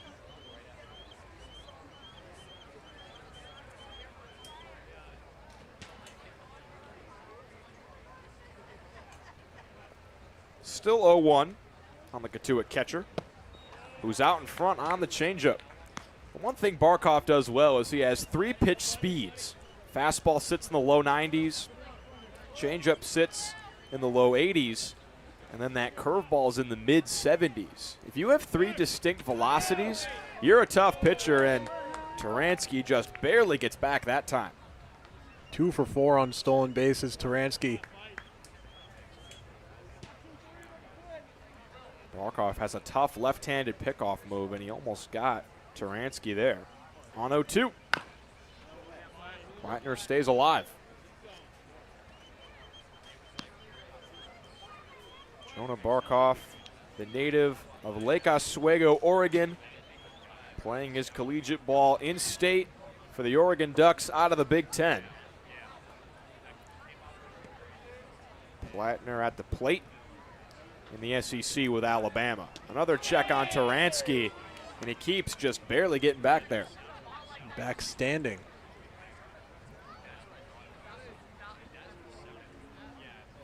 The battle continues between Plattner and Barkov. 70th pitch upcoming. Fouled away. We talked about how Barkov likes to work efficiently in these outings, but Cotuit has made him work a little bit. The most pitches we saw from a Hyannis starter this year was 76 by Raymond Olivas against Harwich. 0-2 downstairs. And give Cotuit credit. Despite only having 2 hits today in inning number 5, they could push Barkov out of this game relatively soon. Although with this being the postseason, he might have a longer leash. 1-2. Grounded up the middle. Hyannis stabs it. He'll go to second himself. On to first for 2. A big double play erases the leadoff single. And that'll help the pitch count. 2 for 1, and the Harbor Hawks defense comes through once again. The 19th double play turned on the infield. That'll bring Dawson Santana to the plate, and he's a guy that is very familiar with Jonah Barkov. These two share a hometown in Lake Oswego, Oregon, but they've been rivals throughout their whole career. First pitch from Barkov, called strike. The two went to rival high schools. They were both first-team All-Oregon in 2023.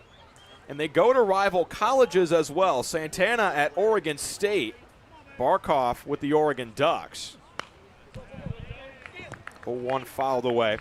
And they're rivals again on Cape Cod, playing on opposite sides in the Battle of Barnstable. These two have followed each other throughout their whole careers. Santana flew out in his first at-bat at behind 0-2. Grounded fair up the right field line. Dawson Santana with speed looks for 2, and he's in there with a slide. Great approach there. On the 0-2, just right down the first base line. Scared a bird on the way.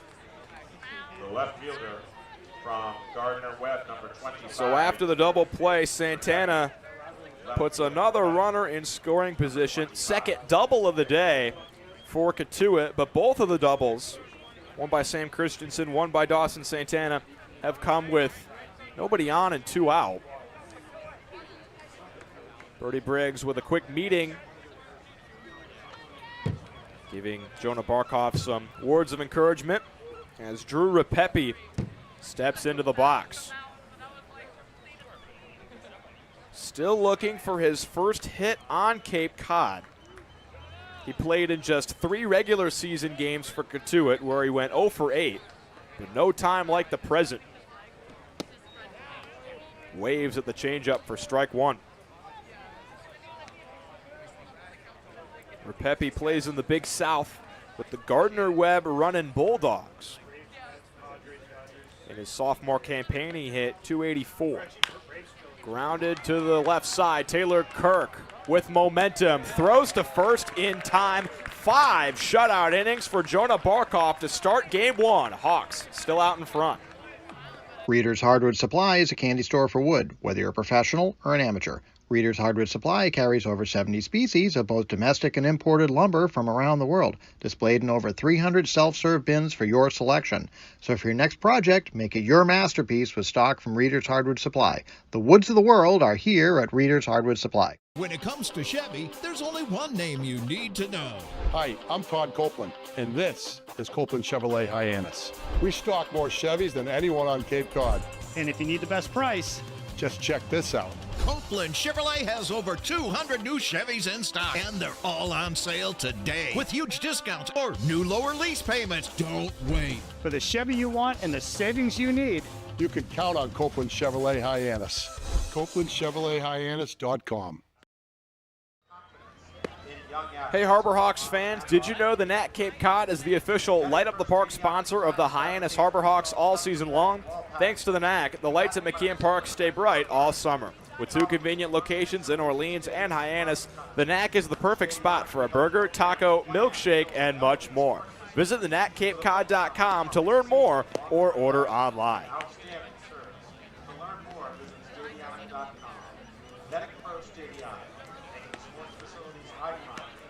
Bottom of the 5th inning here from McKeon Park in Game 1 of the Division Series.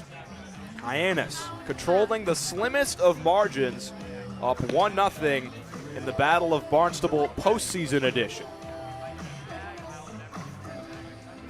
Well, 5 times over this season, we kind of have an idea of how these games go between these two. Hyannis won the regular season series 3-2, and they won the Patriot Cup, the trophy that these two teams play for in the regular season. It was the first time Hyannis had won that trophy since 2015. Cotuit has been the gold standard of the Cape Cod Baseball League as Caden Miller digs in to lead off the 5th inning. Ryan Buckler, the Cotuit starter, still out there for another inning. Miller watches a first pitch bender at 72 miles an hour for strike 1. In the modern era of the Cape Cod League, which starts in 1963, Cotuit has by far the most championships with 15. Miller chops one foul behind 0-2.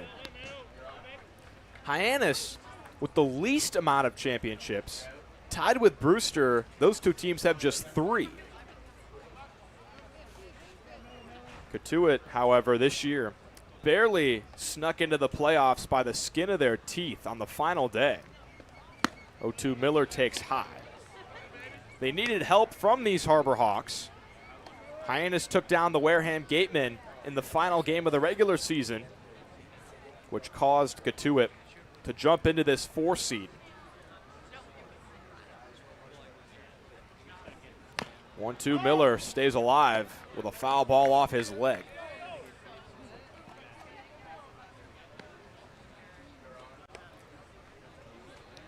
Despite these two teams being rivals for 50 years, this is just the 5th time that they've met in the playoffs. The last postseason meeting was in 2022, where Hyannis took a 1-game wildcard victory. Still 1-2 on Caden Miller. Inside, and the count now even. Not for a second, Miller considered backing up off the plate there on that inside pitch. He's been a magnet when it comes to being hit by a pitch this season. He was hit by 12 pitches in the regular season. That's 2nd in Harbor Hawks history. Lined into center, down for a base hit to lead off the 5th. Caden Miller stumbles and he fell over while rounding first. But he's up safely and flashes the wings to his home dugout. Nice recovery there. Got a little stumble, but you can still smile because you're on first base with nobody out. That'll bring Taylor Kirk to the dish. A guy who has been with Hyannis ever since opening day. 0-for-1 with a fielder's choice back in the 2nd inning. Kirk really struggled to start his tenure on Cape Cod. He was looking for a new home out of the transfer portal. He crushed it this year at Fordham during his sophomore campaign. But while he was in the transfer portal, he hit just 2 for 27. Off for second is Miller. Pitch lined into center and down for a hit. Miller will stay at second. Hyannis plays station to station. Taylor Kirk, ever since he announced his commitment to UCLA, he has crushed the ball. In July, he hit over 300, and he's taken that production right into the postseason. You saw Landon Beaver in center field there, put a glove up. There's no sun for him to block. He was trying to fake out Miller as much as he could. With Miller in motion, I thought maybe he'd try to go to third, but just dropping roots at second base. Here's Brody Briggs. And Hyannis looking to play some small ball. Briggs gets the bunt down. Buckler goes to third, and they catch Caden Miller. The Harbor Hawks with the hit and run, and now the sacrifice bunt attempt. With the force at third, you have to get down a nearly perfect bunt.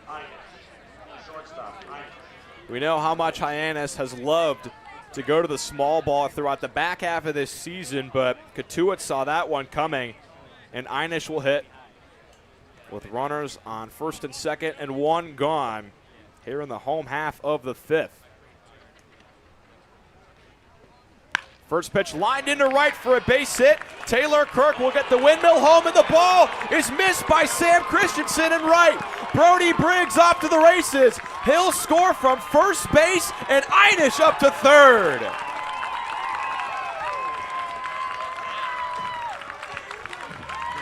3-0 Hawks in game one. Right field has been trouble these past couple days for opposing outfielders, and the Harbor Hawks continue to benefit. Hyannis, hard hit ball, and that all the way ate up Christensen in right field. A back-breaking mistake for Cotuit, and Hyannis just 90 feet away from making this a 4-0 ball game. And Cotuit will come out and talk to their starter, Ryan Buckler. Nobody going in the Cotuit bullpen here. Pitching coach Kevin Curtin out for a visit. That last play is ruled a single by Matt Hyannis, and then a two-base error on the right fielder, Sam Christensen. As soon as that ball got past him, the catcher, Brody Briggs, unhooked the trailer and scored all the way from first base. No RBI credit for Matt Hyannis. Taylor Kirk was on second base. You'd have to think that Kirk was muscling around third base. Even if it was fielded, you want that insurance run. And in this game, the way it's gone, you'd think Sean Riley gives him the wave home. It's understandable as a scorer's decision to give no RBIs. Well, we talked about how great the Cotuit defense has been this year. It's been one of the strong suits of their team, but that's now 2 errors in just the 5th inning. And Jax Jimenez will hit with another one waiting on third base. First pitch fouled away. Jimenez comes into this game rocking a 13-game hit streak to end the regular season. The switch hitter comes into this game as hot as any hitter on Cape Cod.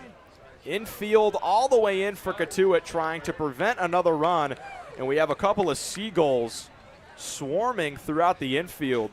Plate umpire Mike Hiniosa had to pause play to get him out of the way. I've seen delays for everything this season.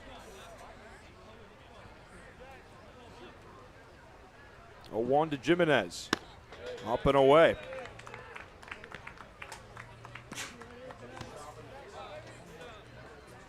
Two singles to start the inning for Hyannis. Brody Briggs couldn't get the sac bunt down, but a third single by Matt Hyannis brought 2 runs home after the error.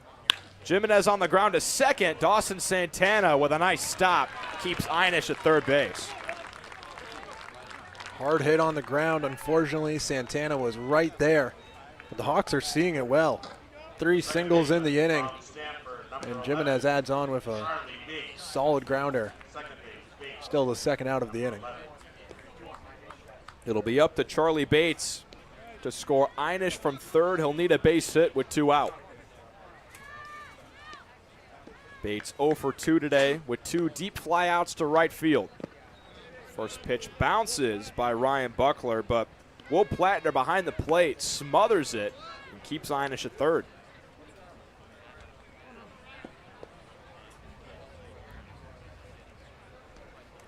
(3-0 Hyannis here in game 1 of the division series.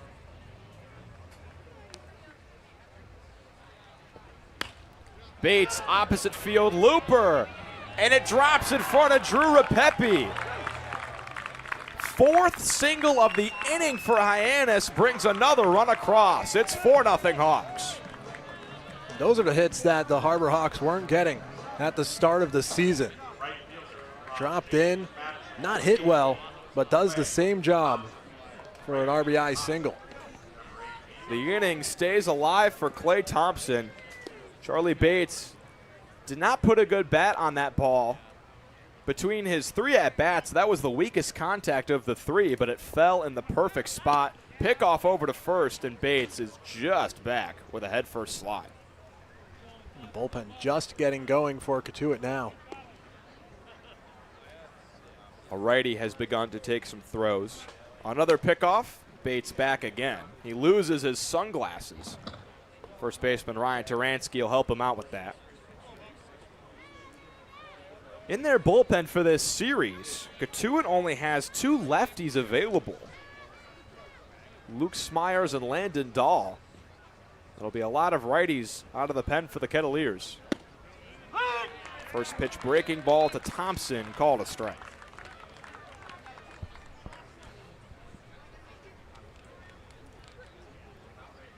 This fifth inning has gone from bad to worse for the Cotuit Kettleers. Off for second is Bates. Pitch bounces, and Plattner has no play.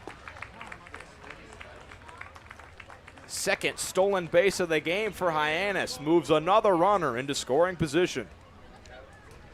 They've just changed the identity of this team to a real puzzle for opposing defenses that puts pressure on teams, and it's worked.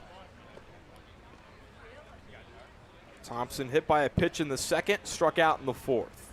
Breaking ball hit hard, deep out to left. Drew Repepe going back, he can't get there. It's up against the wall. Bates will score easily. Thompson into second. 5-0 Hyannis with 4 runs home in the inning. And we talk constantly about hitting being contagious. Sure is here against Ryan Buckler. He seems to be out of gas. The Harbor Hawks have taken it to him here in the bottom of the fifth. 5 hits in the inning. That ties a season high for the Hawks.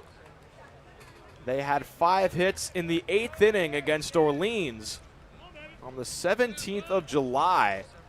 Andrew Lamb looking to make it 6.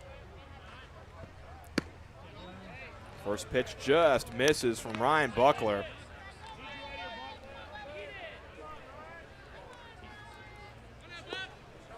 Five hits and a costly Cotuit error find themselves in dire trouble in game 1. Back pick to second off of Thompson, and he'll head for third.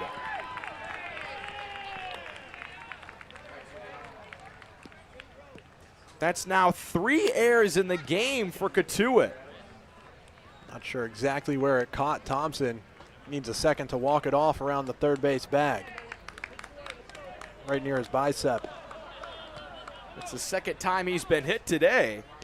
He was hit by a pitch at the plate in the second inning, and now hit by a pickoff throw.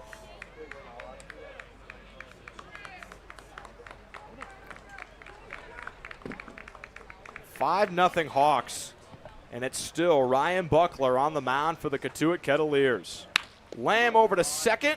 Dawson Santana at long last ends the inning, but Hyannis in complete control, up 5-0 as we head to the 6th here in game 1 of the division series. Reader's Hardwood Supply is a candy store for wood, whether you're a professional or an amateur. Reader's Hardwood Supply carries over 70 species of both domestic and imported lumber from around the world, displayed in over 300 self-serve bins for your selection. So for your next project, make it your masterpiece with stock from Reader's Hardwood Supply. The woods of the world are here at Reader's Hardwood Supply. When it comes to Chevy, there's only one name you need to know. Hi, I'm Todd Copeland, and this is Copeland Chevrolet Hyannis. We stock more Chevys than anyone on Cape Cod. And if you need the best price, just check this out. Copeland Chevrolet has over 200 new Chevys in stock, and they're all on sale today with huge discounts or new lower lease payments. Don't wait. For the Chevy you want and the savings you need, you can count on Copeland Chevrolet Hyannis. CopelandChevroletHyannis.com. The 6th inning is brought to you by our folks at Netting Pros Stadionic, the official netting and facilities solutions partner of the Cape Cod Baseball League. When it comes to netting and building iconic sports facilities, it's Netting Pros Stadionic. New pitcher out on the mound for the Hyannis Harbor Hawks. It's another lefty, the Rice Owl, Braden Sharp, who has been shut down this season. Well, he was asked for the save against Falmouth on the 1st of August in game 1 of that doubleheader. He blew that save, the first blown save of the season for the Harbor Hawks. But he walks out with the win thanks to Jax Jimenez and a walk-off double, as well as J.C. Davis at third base, delivering the throw to the plate to get the ghost runner in our extra inning of play. But all in all, 2 innings, 1 hit, 1 run, 2 walks, and 2 strikeouts his last time out. If that's your worst appearance in a long time, you're doing pretty good. A 2.86 ERA, making his 11th appearance here of the summer. The Cotuit bullpen starting to get warm. We might see a new pitcher other than Ryan Buckler in the home half of the 6th. Final line for the Game 1 starter, Jonah Barkov. He was magnificent. 5 innings, 3 hits, no runs, no walks, and he struck out 4. He faced just 2 over the minimum through 5 innings of work. He set the tone. He set the tone for today's pitching staff, tomorrow's pitching staff, and the whole playoffs. And honestly, he just picked up on what the new guys did in the game 40 against Wareham for the 5th shutout. Tito Kiefer will lead things off for Cotuit. It's 9-1-2 to greet Braden Sharp. First pitch high. Hyannis going back to the last game of the regular season, like you mentioned, Charlie. 12 straight scoreless innings. 7 in the shutout win over Wareham and 5 today. Sharp has been an everyday guy for Hyannis, around since opening day, one of just 4 pitchers to do so. The other pitchers that have been here since opening day are Liam Kineen, Ryan Bosch, and Truett Webb. 3-0, Sharp falling behind here early, and he walks Tito Kiefer to lead off the 6th.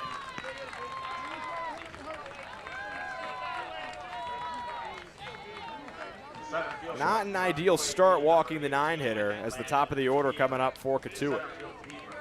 Sharp in the 7th with his blown save against Falmouth. Started off with a strikeout, then he worked into trouble. It was also against the bottom of the order. He faced 7, 8, 9 against the Commodores. 2 walks in that first inning of work. Sharp has been the go-to lefty for Hyannis when they need one. Recently, he's been doing some long relief. On the 26th against Wareham, he threw 4 shutout innings and struck out 6 in relief. Misses on the first pitch to Landon Beaver, and that's now 5 straight balls out of the bullpen for Sharp.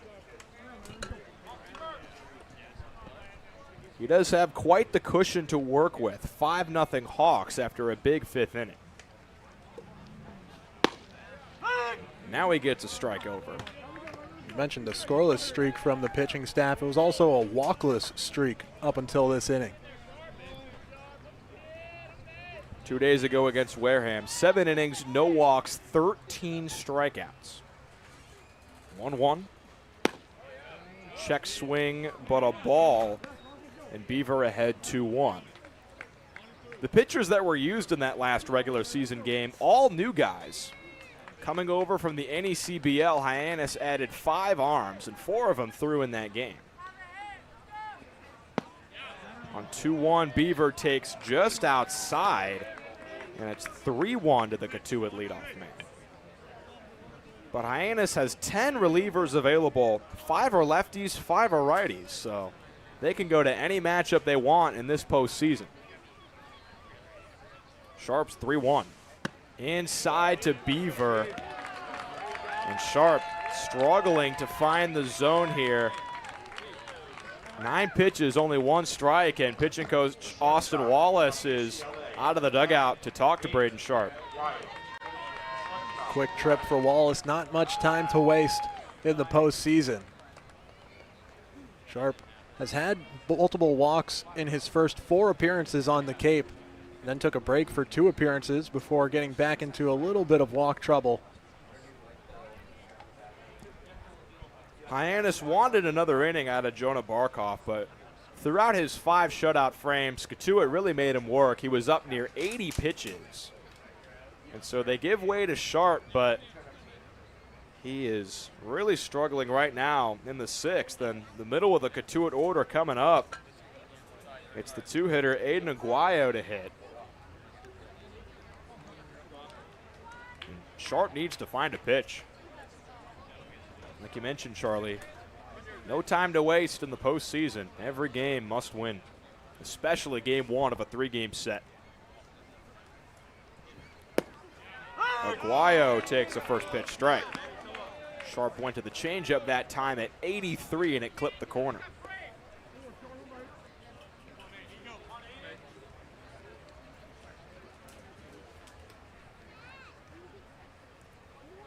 Sharp to the plate on 0-1. Swing and a miss. Went to the bender that time. And Aguayo swung right over it with some force.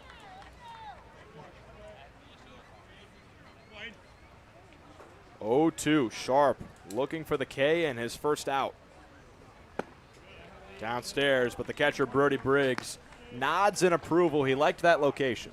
Right after that 0-1 swing that sent the count to 0-2, Sharp had a chance to see if he'd get the chase.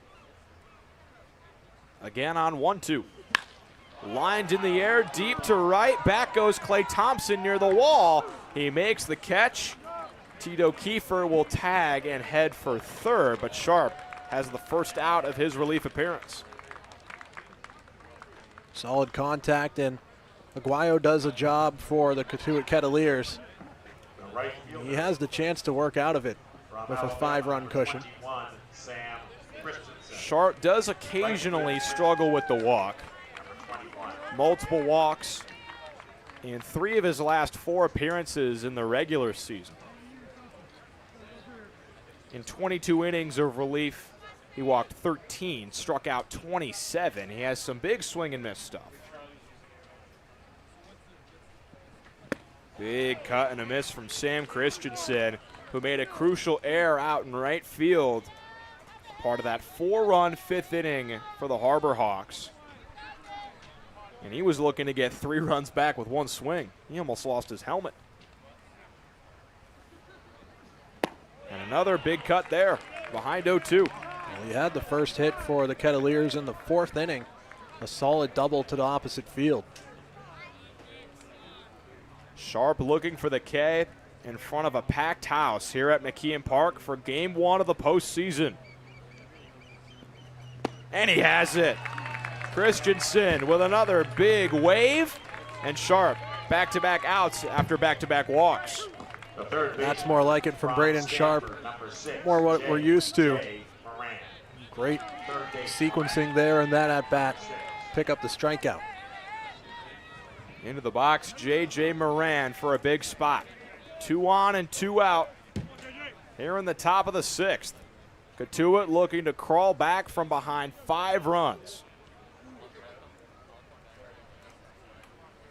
Sharp's first offering. Swing and a miss. Back to the changeup.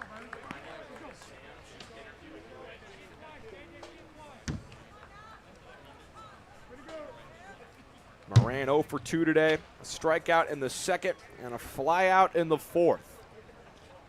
Sharp taps the foot and deals. Fastball called, strike 2.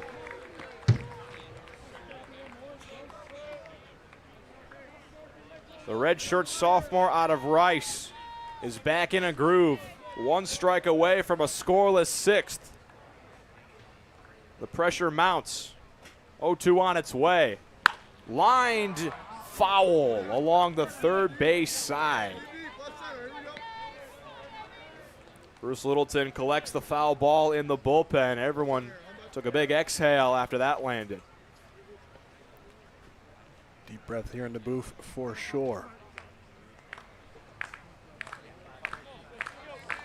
Hawks fans start to make some noise. The claps build for another 0-2. Caught on and missed in the dirt. Back-to-back strikeouts to end the inning for Braden Sharp.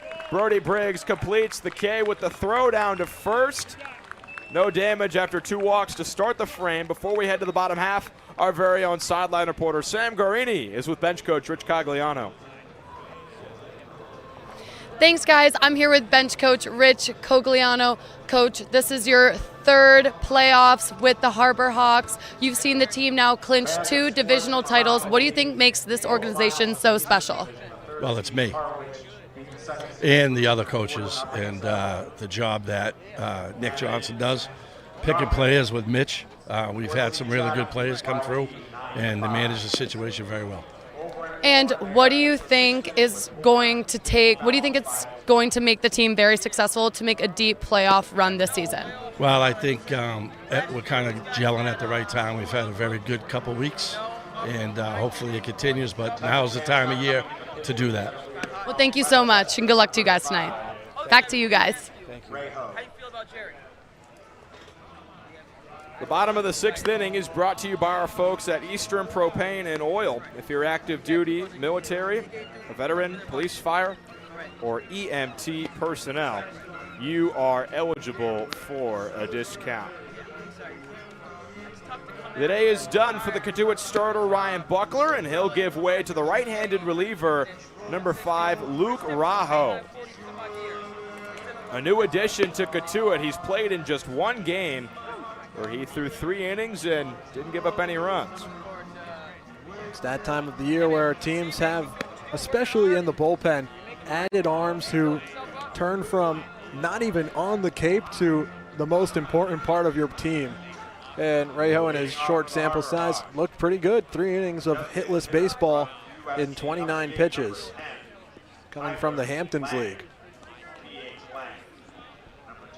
Rajo comes from Mansfield College in the Division II level. In his sophomore campaign, he made 17 appearances to an ERA of 4.71. First batter he'll see in Game 1 of the postseason, Tyler Lang. Final line for the Cotuit starter, Ryan Buckler. Started off well, but things kind of got away from him in the 5th inning. 5 innings, 6 hits, 5 runs, all of them earned. 1 walk, 1 strikeout. Hyannis still controlling a big lead here in the 6th. Lang takes outside.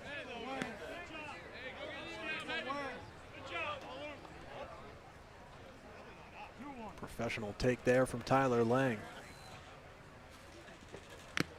Fouled straight back off the mitt of the catcher, Will Plattner, and it's now 2-2.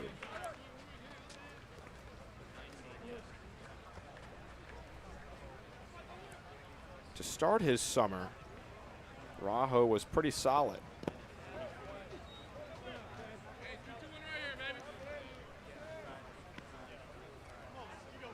Pitched in 12 games, 33 innings, to an ERA under 5.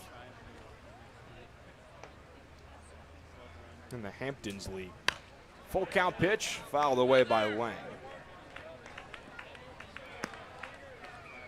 Tyler Lang is a guy that doesn't strike out. In fact, he has yet to do so on Cape Cod. No Ks in his first 7 games. Rounded over to short in the deep hole, Aiden Aguayo. Long throw to first, beats Tyler Lang. Lucky to have Tyler Lang trying to leg that one out. The backstop is a solid piece here for the Harbor Hawks, especially when you look at the strikeout numbers that are non-existent so far. But that's a hard one for him to beat out, and a great play from Aguayo. Here's Caden Miller. He led off that big 5th inning with a single. Was later forced out at 3rd, but a bunch of runs came to score after he was took off the bases. First pitch swinging, crushed deep to right center. Landon Beaver to the wall, makes the catch for out number 2.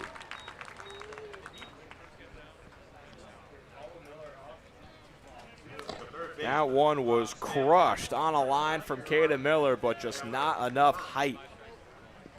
Not enough height. Hopefully for Miller, you'd hope he pulled it a little more into the gap. Instead, Beaver runs it down. Nobody on and 2 out for Taylor Kirk. He also singled in that 5th inning, later came around to score. First pitch lined into a similar spot. Sam Christensen with a diving catch to end the 6th. He takes extra bases away from Taylor Kirk. A 1-2-3 inning out of relief for Luke Rajo. We head to the 7th. The Hawks still up by 5 runs. Reader's Hardwood Supply is a candy store for wood, whether you're a professional or an amateur. Reader's Hardwood Supply carries over 70 species of both domestic and imported lumber from around the world, displayed in over 300 self-serve bins for your selection. So for your next project, make it your masterpiece with stock from Reader's Hardwood Supply. The woods of the world are here at Reader's Hardwood Supply. When it comes to Chevy, there's only one name you need to know. Hi, I'm Todd Copeland, and this is Copeland Chevrolet Hyannis. We stock more Chevys than anyone on Cape Cod. And if you need the best price, just check this out. Copeland Chevrolet has over 200 new Chevys in stock, and they're all on sale today with huge discounts or new lower lease payments. Don't wait. for the Chevy you want and the savings you need, you can count on Copeland Chevrolet Hyannis. CopelandChevroletHyannis.com. We've made it to the top of the 7th. Brought to you by Milton Cat, proud to power the Cape all summer long. 5-0, the Hawks lead over Cotuit on 6 hits. 3 errors for the Kettleers. The Harbor Hawks still a clean game defensively. They've been really solid in the field, and Braden Sharp was able to have a little help in the first inning of work with a fly out to right field before striking out the last 2 batters after some early walk trouble. 2 walks in Sharp's first inning of work, and now he'll face 5, 6, and 7 in the Kettleers lineup. And with such a hot batting order and really the pitching going right in the right direction, Braden Sharp looking to just play a bit cleaner this inning.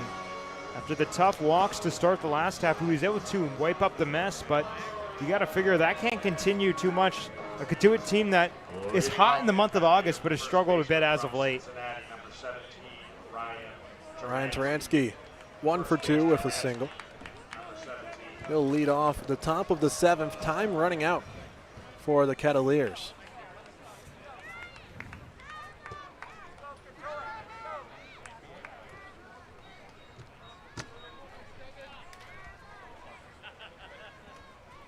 First pitch bounced in. Sharp behind 1-0.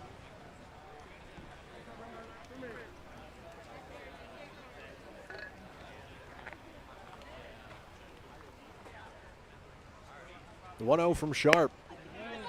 Taking on the outer part. 2-0. If you're Cotuit, you really just want to start stringing together a couple hits. Maybe put up a crooked number just to inch itself back into this game. 5 runs is not a close deficit, but it's also not too big.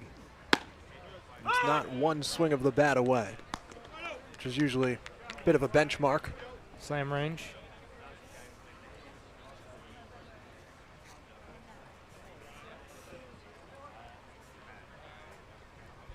2-1 count to Taransky. Bunt shown, pulled back. Still a called strike from Mike Hinojosa. Taransky shaking his head after that. I think he thought it was low. That's been called consistently today, right at the knees. Count back even, 2-2. Sharp in the dirt, runs the count full.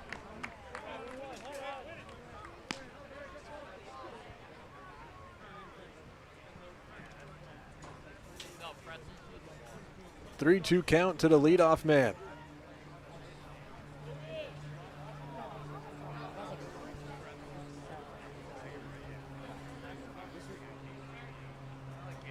Sharp rocks, fires.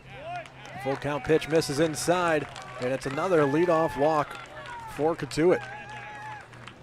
And that pitch not missing too close. Catcher from Alabama, number 28, Will Plattner. Hyannis going to try to roll a pair here. They had that 1 double play back in the 5th inning. That's 6-3 unassisted by Matt Einish.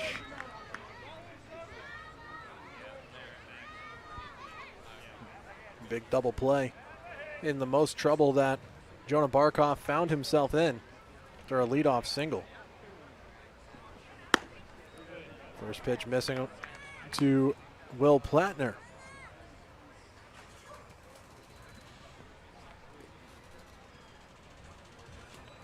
Today's catcher for the Kettleers. With Taransky off first base. Grounded to third. Kirk to second for 1, on to first in time.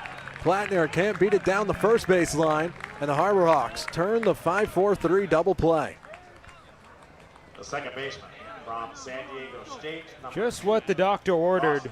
That pitch was off the plate, and he got Plattner well out ahead, kind of corkscrewed it off the end of the bat to Kirk for a tailor-made DP. The second time Plattner's grounded out into a double play here tonight.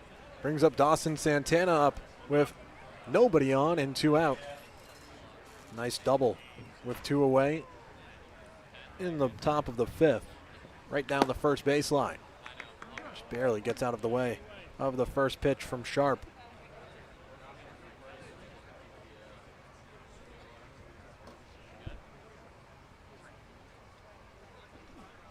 The 1-0. This is below. 2-0.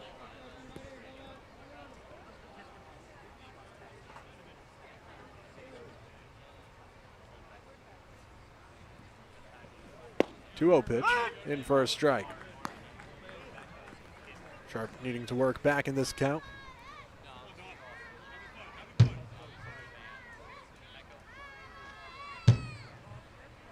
Here's the 2-1. Fouled away. Count goes to 2-2. A nice sunset here in Hyannis. Red skies at night. Little clouds towards right field.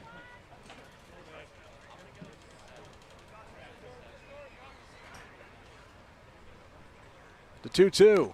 Fouled at the plate. Caught a piece of Brody Briggs. Looks to be all right. Count stays even at 2. Yeah, that one looked like it might have caught the inner thigh.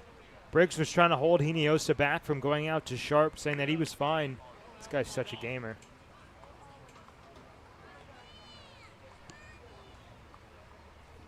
The 2-2 again. Grounded softly past Sharp. Takes a friendly roll to Einish, who throws on to first just in time. It's a 1-2-3 inning as Sharp faces the minimum thanks to a double play. Reader's Hardwood Supply is a candy store for wood, whether you're a professional or an amateur. Reader's Hardwood Supply carries over 70 species of both domestic and imported lumber from around the world, displayed in over 300 self-serve bins for your selection. So for your next project, make it your masterpiece with stock from Reader's Hardwood Supply. The woods of the world are here at Reader's Hardwood Supply. When it comes to Chevy, there's only one name you need to know. Hi, I'm Todd Copeland, and this is Copeland Chevrolet Hyannis. We stock more Chevys than anyone on Cape Cod.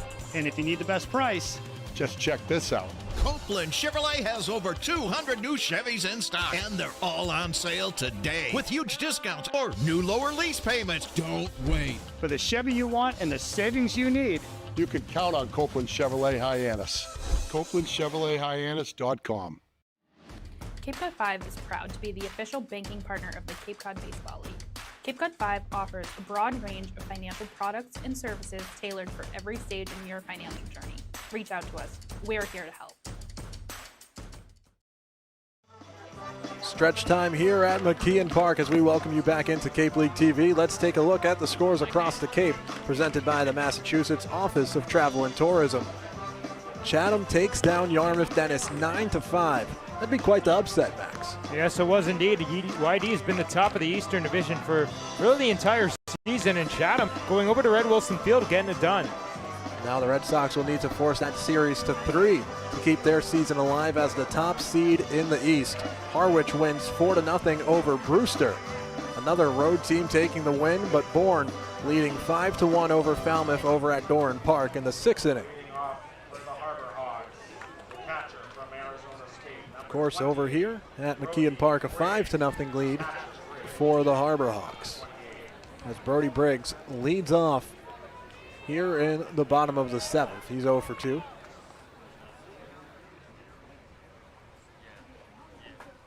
First pitch fouled to the backstop.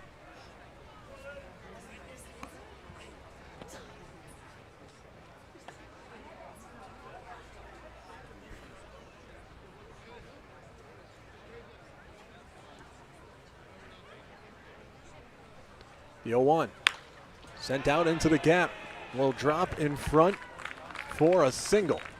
Christensen fields it and throws it back in.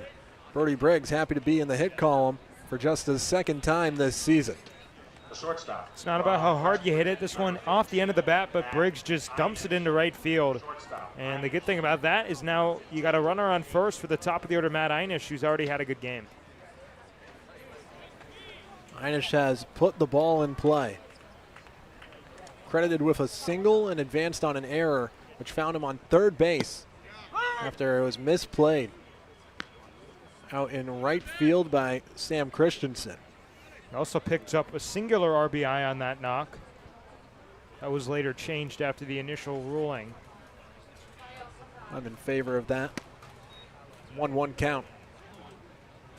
You figure Taylor Kirk has the speed to score on that.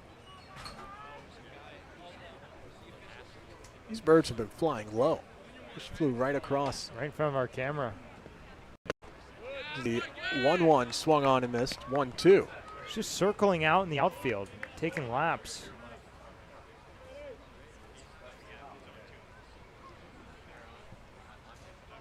There he is. Hello. I think it said hi back. I don't think so. Different bird? I think that's the same one. There was a squawk. I don't know. I don't speak bird.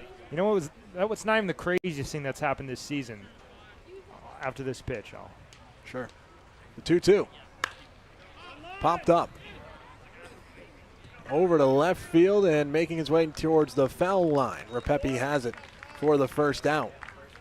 So earlier in the season, I believe in late June, there was a bird flying around the outfield with a fish in its mouth, and it dropped it over the bullpen. So all of a sudden, there's just a giant fish, like it's a pretty good-sized fish, in the bullpen. Ryan Bosch, who's a starter, walks out from the dugout, and this guy's all about the woods. He's from Michigan, lots of hunting when he was younger. Picks up the fish and then takes it to its final resting place out in the woods to let it, whatever animal wants to scavenge it. All right, or Jimenez straight to Repepe for the second out. You never know what you're going to see at the ballpark, and that was not on my bingo card that day, that's for sure. There's another solidly hit baseball for Jimenez coming up empty. Got a little more under it this time after a sharp ground out in the fifth. Brings up Charlie Bates with 2 outs and a runner on first base. 1 for 3 after an RBI single in the fifth. First pitch swinging, popped up towards Christensen in right field, making his way over. He'll have it for the third out. 3 straight flyouts for the top of the order, and the Harbor Hawks leave a runner on base. Still lead 5-0 heading to the 8th. Life can be full of surprises, but Eastern Propane and Oil is always just a call away. With a local team member available 24/7, we're always ready to support you when you need it. With an Eastern Propane and Oil technician on the way, your family's comfort is our priority. Our local team, over 500 strong, ensures your home is comfortable and warm. Eastern Propane and Oil, a local team with 24/7 service and delivery, ensuring comfort when you need it most. Wherever you need to go, arrive in comfort, style, and complete peace of mind. From seamless rides to and from Logan Airport, to the energy of the big game in the city, to unforgettable weddings, proms, and nights out with friends, Bella Luxury Transportation is there every step of the way. No stress, no driving. Just sit back, relax, and enjoy the experience. Bella Luxury Transportation, leave the driving to us. Back here on the Harbor Hawks Baseball Network on Cape League TV, it's the top of the 8th as we take a look at the upcoming schedule for the Harbor Hawks. Here in the postseason, we know the next opponent will be the Cotuit Kettleers tomorrow on the road, a 4 p.m. start over at Lowell Park. Game 3 would be back here at McKeon Park on Thursday, and then it gets to division finals time, Friday, Saturday, and Sunday if necessary. Well, all it takes is 6 more wins for the Harbor Hawks to raise the trophy here in the Cape Cod Baseball League, and they're closer and closer to checking off win 1 out of 6. Braden Sharp back out for a 3rd inning of work. Be huge if Sharp can continue this relief stint for the playoffs. You really want to make sure you have all your arms in line. And of course, if you have a barn burner game, it kind of sets you back. But because it's do or die, you have to do what you have to do to get a win. But if you can do so while, take sending out maybe two to three guys out on the hill, including the starter, that's what you want to do. Repepi 0 for 2 today.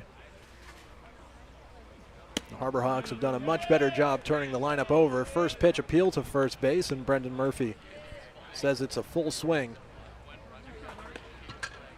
Bullpen is going for the Harbor Hawks. As the 0-1 popped up a mile high. Plenty of hang time. As finding his way under it is Jax Jimenez for the first out.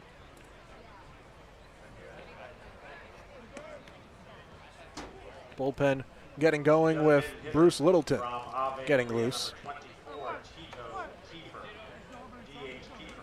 Some of the best arms out of the bullpen for the Harbor Hawks between Sharp and Littleton. Kiefer up, 1 out, nobody on base. First pitch outside. Hawks lead 5-0 here in the top of the 8th. Charlie Adams alongside Max Schwartzberg.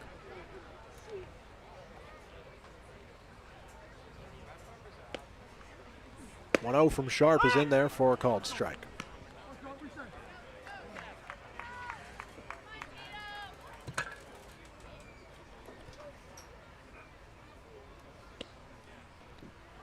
The 1-1 misses upstairs. 2-1.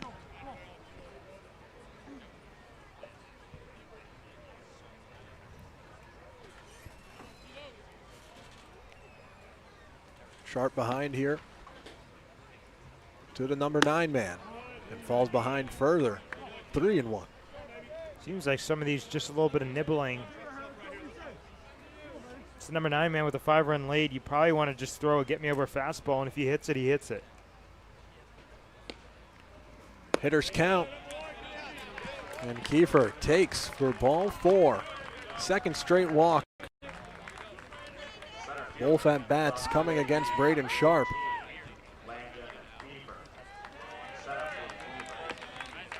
And 1 out life here for the Kettleers.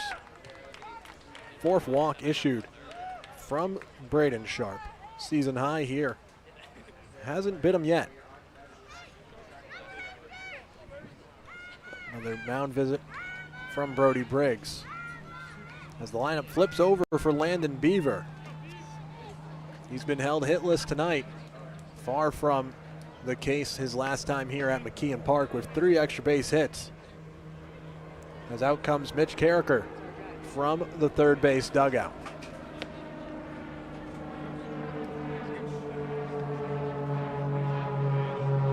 Plane is flying about 2 feet overhead of McKeon Park, apparently. Maybe they're going to Cape Cod Gateway Airport. For now, it's a conversation between Carricker and Sharp. Well, it looks like Littleton's about ready to come over. Now they'll head right back to the mound. He did take a couple steps off of the mound. There was no signal yet from Mitch Carricker, as out comes Hinojosa from behind the plate, and out comes the signal. And here comes Bruce Littleton. New arm coming on for the Harbor Hawks. When we return, we'll be right back on Cape League TV. Life can be full of surprises, but Eastern Propane and Oil is always just a call away. With a local team member available 24/7, we're always ready to support you when you need it. With an Eastern Propane and Oil technician on the way, your family's comfort is our priority. Our local team, over 500 strong, ensures your home is comfortable and warm. Eastern Propane and Oil, a local team with 24/7 service and delivery, ensuring comfort when you need it most.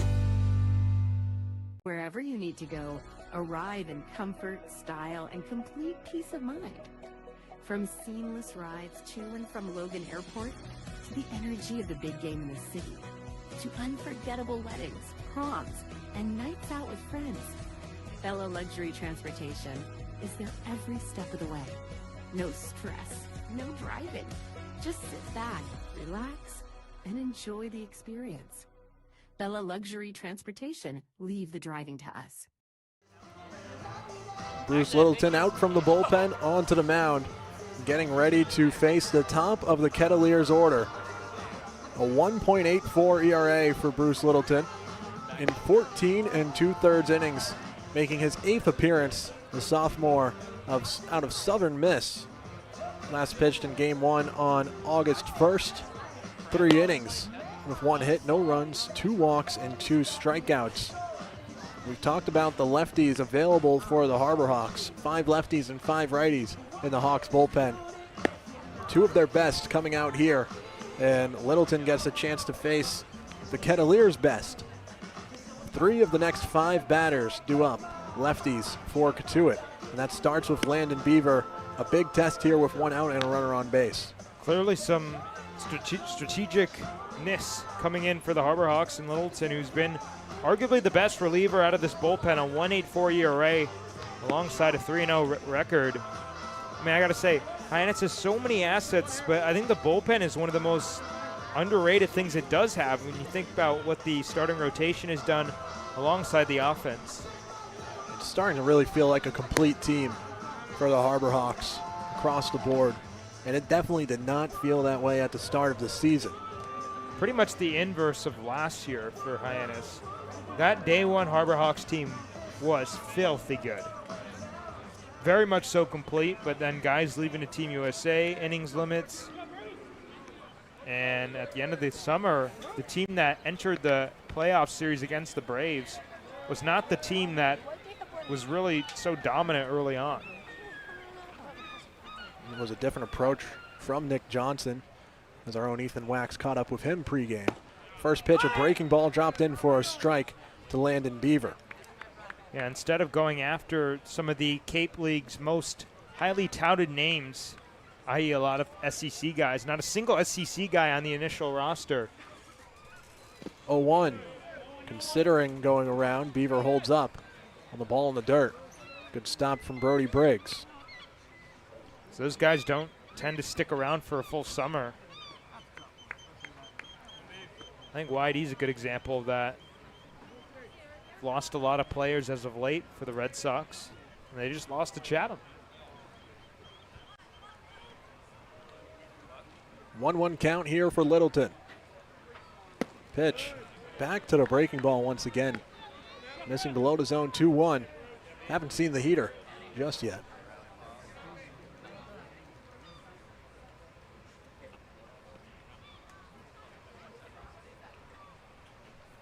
Kiefer leading off first base. 2-1 pitch. Just misses. 3-1. Clocked in at 90 miles per hour.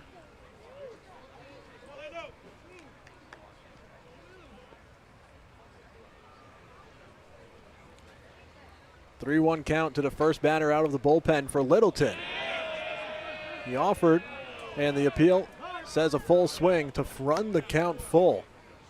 Mike O'Leary makes the call from the other side of the second base bag with a runner on first base.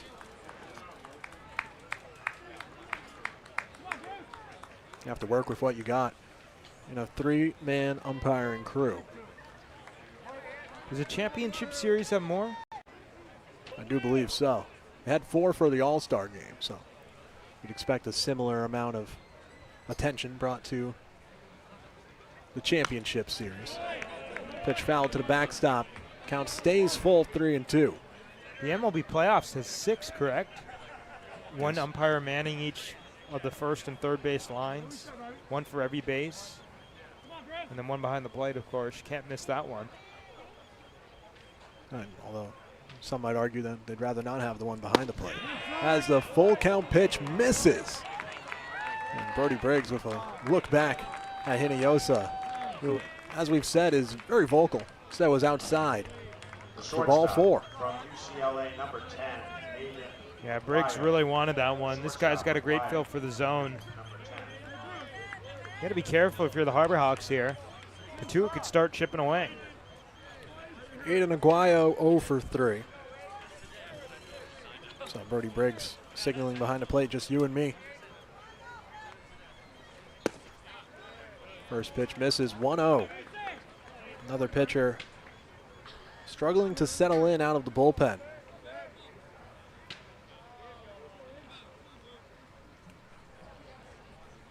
Braden Sharp walked the first 2 batters he faced in the 6th inning of work. The 6th inning, his first of the 2 1/3 innings. He's responsible for Kiefer on second base. Littleton's 1-1. Sent down the right field line, fell over the heads of the Cotuit bullpen.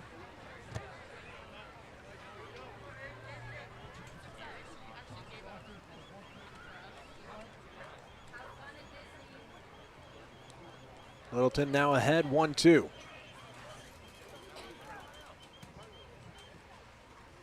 One down here. Top 8. Thought about going around. Briggs keeps it close enough. Littleton looks for the appeal, no swing. Counts even at 2-2.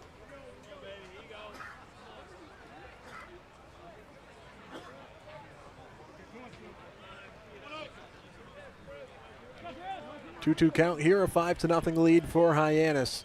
2 runners on base. The Kettleers threatening the top of the 8th as that's punched towards short. Hyannis will tag the second base bag, throw across the diamond in time. Miller holds the bag and stumbles his way towards the Harbor Hawks dugout. And the Harbor Hawks quickly get out of the jam with their 3rd double play turn tonight.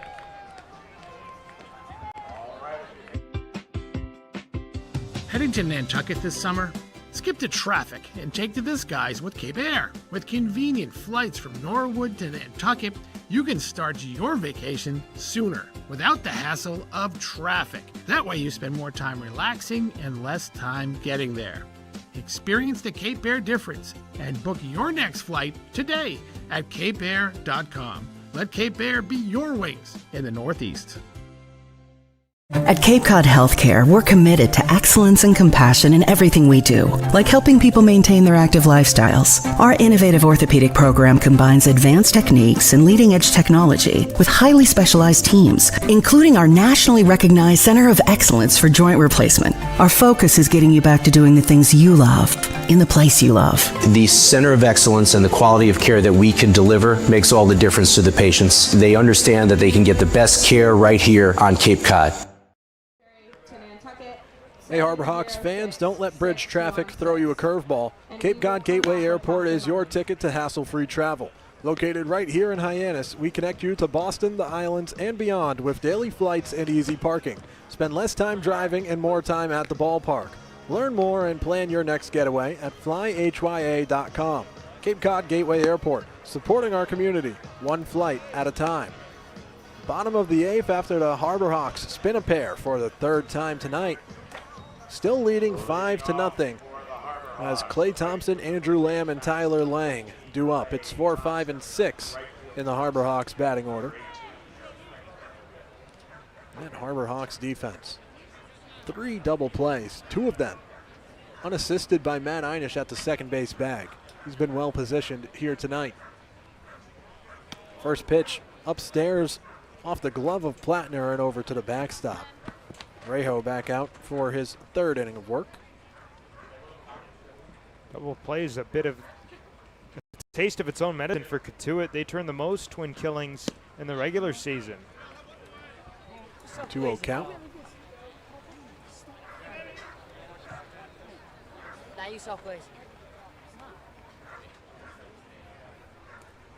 The 2-0 pitch worked inside. 3-0 to Clay Thompson. Not a man you want to let on first base. He's already stolen a bag, and it was the 3rd base bag earlier today as the 3-0 finds the zone.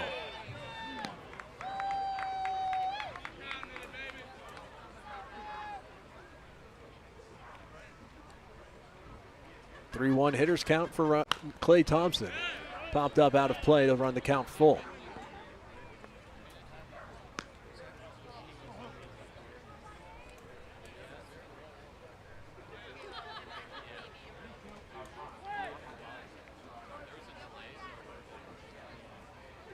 Payoff pitch. Popped up. That will stay on the infield. And the shortstop Aguayo takes charge for the first out. The left fielder from USC, number 9, Andrew Lamb comes up now. 0 for 3. He reached on an error back in the 4th inning. One of 3 errors committed by Cotuit.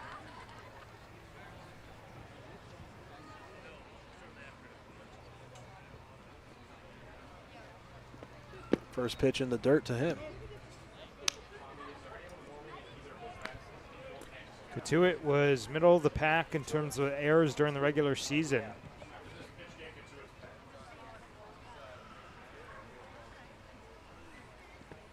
(1-0) crack to right field.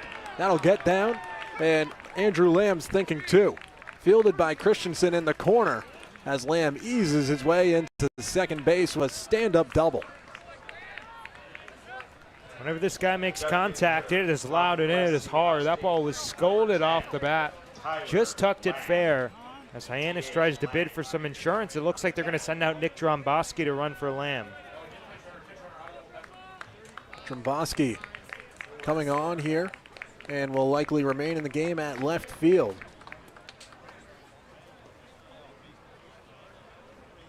Some extra speed here in scoring position now, with 1 away in the bottom of the 8th.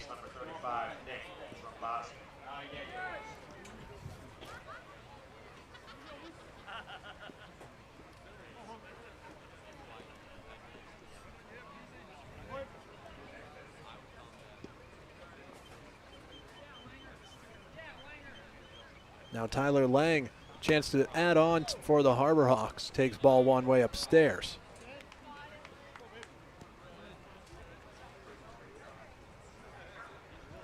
Dromboski now running on second, but he did the pie-eating contest earlier.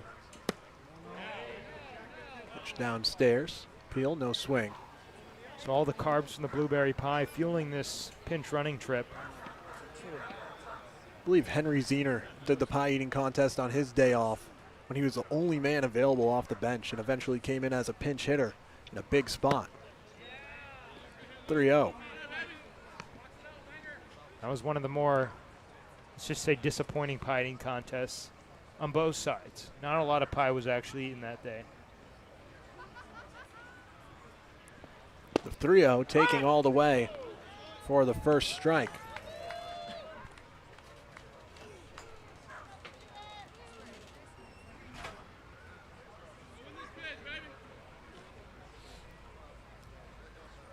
Rayo working with a 3-1 count, 1 away, and a runner on second base. Flared foul down the right field line, well out of play. It's the first double of the season for Andrew Lamb.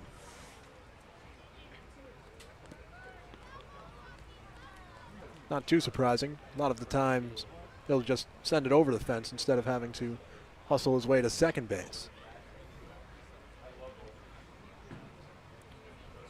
Count is full on Tyler Lang. Pitch grounded up the middle. On the run, Aguayo can't get to it. It's into center field, and Dromboski rounds third, heads for home. An RBI single for Tyler Lang and a 6-0 lead for Hyannis. Now 2 RBI knocks for Lang. He broke the scoreless affair earlier on in the game back in the second inning. This one didn't hit it too hard, but he hit it to the right spot. You start to see why Mitch Carricker put Tyler Lang into the lineup as tonight's DH. Caden Miller, first pitch fouled away out of play.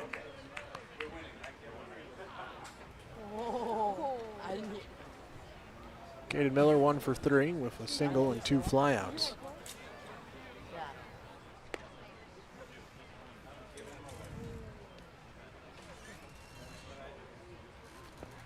The 0-1, called strike. 0-2.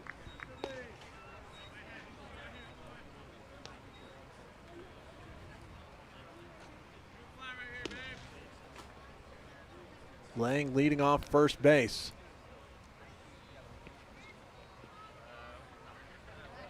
Pickoff move sends him back in safely. Cotuit bullpen has the wall up down the right field foul line, protecting their warming arm. Might not need to be used. One away here in the bottom of the eighth. A pickoff sent sky high down the right field line and laying on the move to second base. He wants 3. Christensen fields it and throws back into the infield.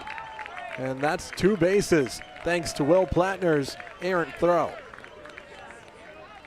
Mistakes have been costly for Cotuit tonight. That should be their 4th error. Taransky was there at the first base bag. He might have had a better chance climbing the ladder. That was well over his head.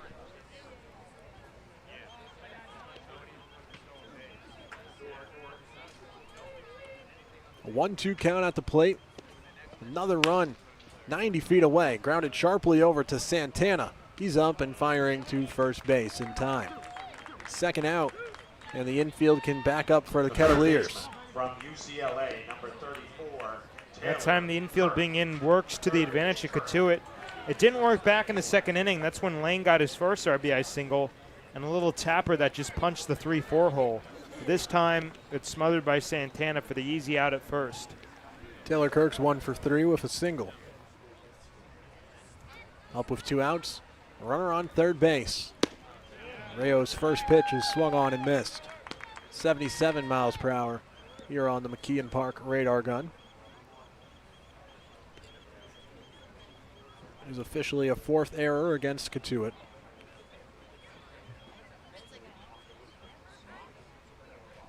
A 1 sent to left field, falling in fast in front of Rapepi. And here comes a 7th run for Hyannis. And the job continues to get easier and easier for Bruce Littleton waiting in the dugout. Taylor Kirk has been some kind of hot since July came around, and now he's brought it into August. Dunking that forward for his second hit of the night and his first RBI. Taking the walk out to the mound. New pitcher is coming in for the Kettleers. We'll tell you all about the new arm when we return here on the Cape League TV. At Cape Cod Healthcare, we're committed to excellence and compassion in everything we do, like helping people maintain their active lifestyles. Our innovative orthopedic program combines advanced techniques and leading-edge technology with highly specialized teams, including our nationally recognized Center of Excellence for Joint Replacement. Our focus is getting you back to doing the things you love, in the place you love. The Center of Excellence and the quality of care that we can deliver makes all the difference to the patients. They understand that they can get the best care right here on Cape Cod. A stay with Del Mar Vacations is more than a getaway. It's a refined Cape Cod experience. From beautifully maintained homes and elevated amenities to personalized service at every step, we deliver a level of care that sets us apart. Our dedicated local team ensures every detail is thoughtfully handled, allowing you to relax and enjoy your time on the Cape. With luxury homes in Barnstable and more than 400 properties across Cape Cod, Del Mar makes finding your perfect retreat effortless. Back here on the Harbor Hawks Baseball Network as Sam Lowenstein gets the ball here for the Kettleers. And he'll likely only need 1 more out. Rejo couldn't record it as the Colby product here on the Cape League making his debut. In 2025 with Colby, had a 3.21 ERA across 14 innings of work. Didn't log any innings in 2026. From Colby College, his hometown Yarmouth, Maine. So nearly a hometown product on the Cape, just a complete different state in New England. But Yarmouth got that going for him. 2026, 14 2/3 at Colby to a 9.20 ERA. D3 competition there. Now here on the Cape, trying to close out this bottom of the 8th where the Harbor Hawks have added on.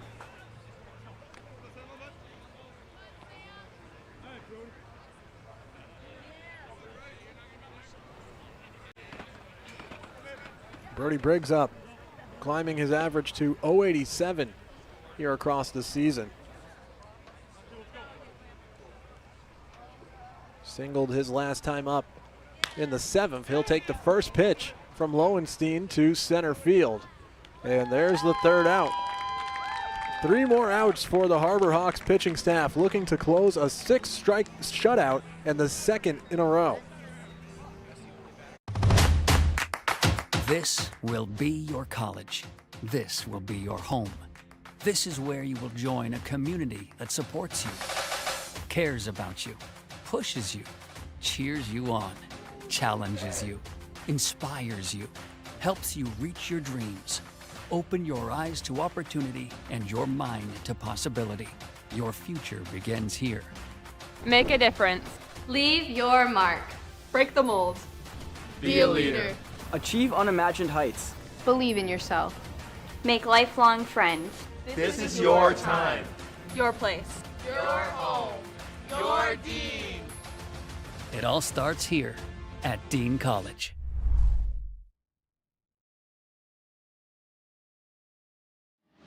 Cape Cod 5 is proud to be the official banking partner of the Cape Cod Baseball League. Cape Cod 5 offers a broad range of financial products and services tailored for every stage in your financial journey. Reach out to us. We're here to help. Top of the 9th as Nick Drumboski takes over for Andrew Lamb in left field after pinch running at second base. Harbor Hawks from Northeastern, number 3, Tom Mahoney. Tom Mahoney's taking over on the mound for the Harbor Hawks. Littleton not asked for too much work as the new man on, looking for the final 3 outs in a low leverage spot, and Mahoney could be happy to have these innings here. He really struggled against these Kettleers. They're in the bottom of the 8th. The Braves lead. Only pitched 1 outing, and it was against Cotuit. Tom Mahoney, the first righty out of the bullpen for the Harbor Hawks. And he comes in with a 7-run cushion to work with, 7.50 whip. A lot of damage done in a short amount of time. That's not a typo. His ERA, 94.5 in that first appearance. That happens through 2 outs recorded and 7 earned runs coming across. 3 hits and 2 walks along with a hits batter. It's basically only up from here. And this is the perfect spot for Mahoney. To be fair, Mahoney was just getting to Hyannis before being asked to pitch. Yeah, I mean, short on sleep, right off a flight. Also, originally it was only 3 earned runs out of the 7 runs. So that was changed after the game. ERA rose from 40 to 94. Pinch hitter on here for Cotuit.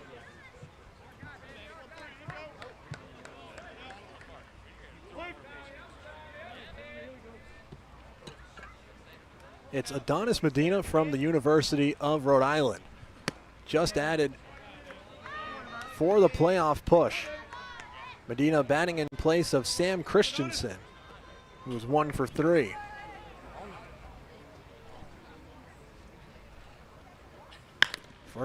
Second pitch grounded foul down the third baseline.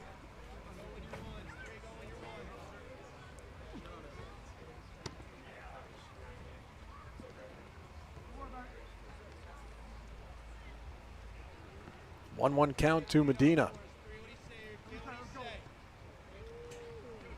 Medina against William and Mary in his freshman year in an insane game for Rhode Island. Had 2 home runs in the same inning.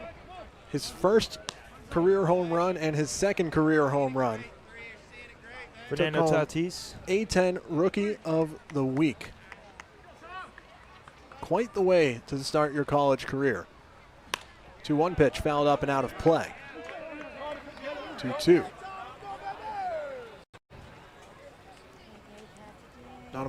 Adonis Medina spent most of this summer with the Ocean State Waves, a bit more local for the Providence native. The 2-2 from Mahoney. Swing and a miss. And Medina goes down swinging for the first out. Lots better start for Mahoney. Last time it was just the free passes just piling in on him, but to start it with a K, that's got to feel good. J.J. Moran able to keep his spot in the batting order here in the top of the ninth. Up for the fourth time, he's 0 for 3.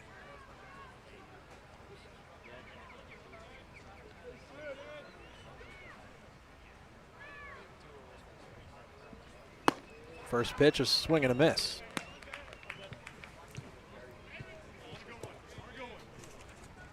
This broadcast is a copyrighted production of the Cape Cod Baseball League. Any unauthorized duplication, retransmission, or other use is strictly prohibited. The 0-1 pitch. Torched out to deep left field. Making his way under it, Dromboski for the second out. A little too much launch angle there for J.J. Moran. Now let's look where the pitch is. Wants it away. That one leaked over the outside part of the plate. Still a strike, but because he got it to the outside part, just well out ahead for the flyout. Liam Flynn coming off the bench here for Ryan Taransky.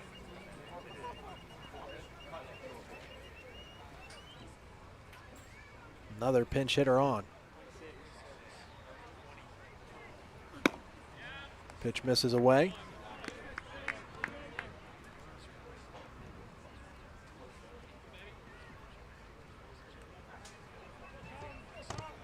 One-0 count here. 2 down in the top of the ninth. The Harbor Hawks 1 out away from game 1-1.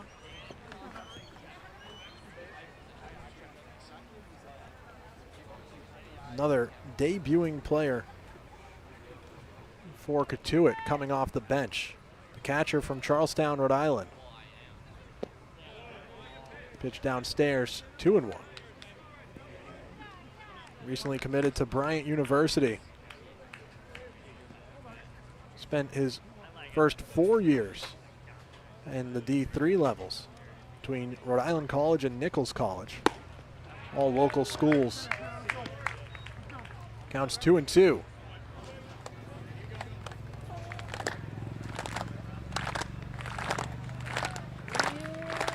Slow clap start up at McKeon Park. 2-2 from Mahoney. Can't get the call. The count runs full. 3-2 with 2 outs here in the top of the ninth, and Mahoney needs at least one more pitch. Yeah, it was inside. Close. Here's the payoff. Sent foul out of play. We'll do it again. Nice little fight from Liam Flynn in this pinch hit at bat.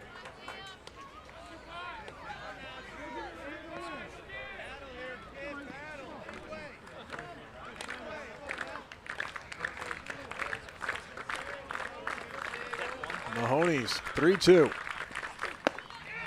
Just outside. Ball 4. And the Cotuit Kettleers will stay alive for at least one more batter.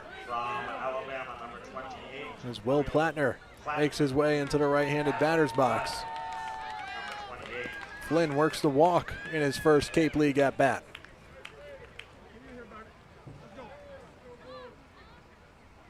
How about that for Liam Flynn? 4 years, the D3 level, heading to Bryant University in the fall, making his Cape League debut here in playoff action. Pretty special. These guys all grind, and I think he's a great example of it. Plattner has grounded into back-to-back double plays, and he cannot ground into a third double play here in the top of the ninth with 2 outs. Mahoney looking for just one more out to put the Harbor Hawks ahead 1-0 in the 3-game series. Pitch downstairs, 2-0.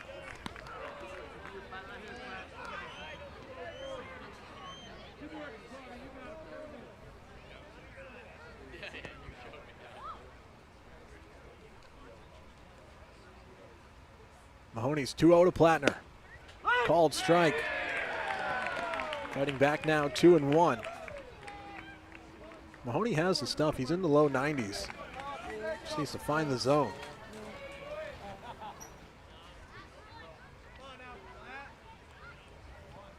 Two 2-1. Chopped towards third base and foul. 2-2 count. Harbor Hawks back to being one pitch away from putting an end to this one. It's really just about command. Freshman year at Northeastern, the walks were a bit of a problem. Still, less hits than innings pitched.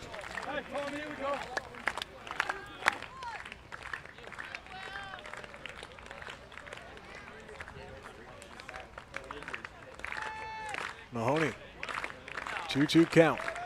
2 outs in the top of the ninth. Pitch sent out to center field. Crashing in. Bates comes out for it from second base for the final out. And the Harbor Hawks take game one. A 1-0 lead in the series thanks to a 7-0 shutout over the Cotuit Kettleers. Just 3 hits for the Kettleers all night long. And Mahoney records the final out on the pop-up. That's step 1 checked off for Hyannis. 1 down, 5 to go. And you said it earlier, Chaz, but this is really starting to look like a complete team. The Harbor Hawks from top to bottom. Great pitching, great defense, great bullpen, and of course the starting pitching. Jonah Barkov, what can you say about that guy? Barkov goes 5 innings, allows all 3 Cotuit hits. The bullpen comes in and doesn't allow a hit. The walks tick up a bit with 6 walks issued after 0 walks from Jonah Barkov. But you can't complain much when there's a 0 in the runs column for your opponent. For back-to-back games, the Harbor Hawks pitching staff has a shutout, and Hyannis now leads the series 1-0, heading to Cotuit tomorrow for a 4 p.m. first pitch where Hyannis could punch their ticket to the divisional final. That'll do it for our Game 1 coverage here from McKeon Park on the Harbor Hawks Baseball Network. On behalf of my producers, Hope Nolan and James Kluggish, our sideline reporters Sam Garini and Ethan Wax, and my broadcast partners, Quincy Bell and Max Schwartzberg. I'm Charlie Adams saying so long. 7-0 your final score. Harbor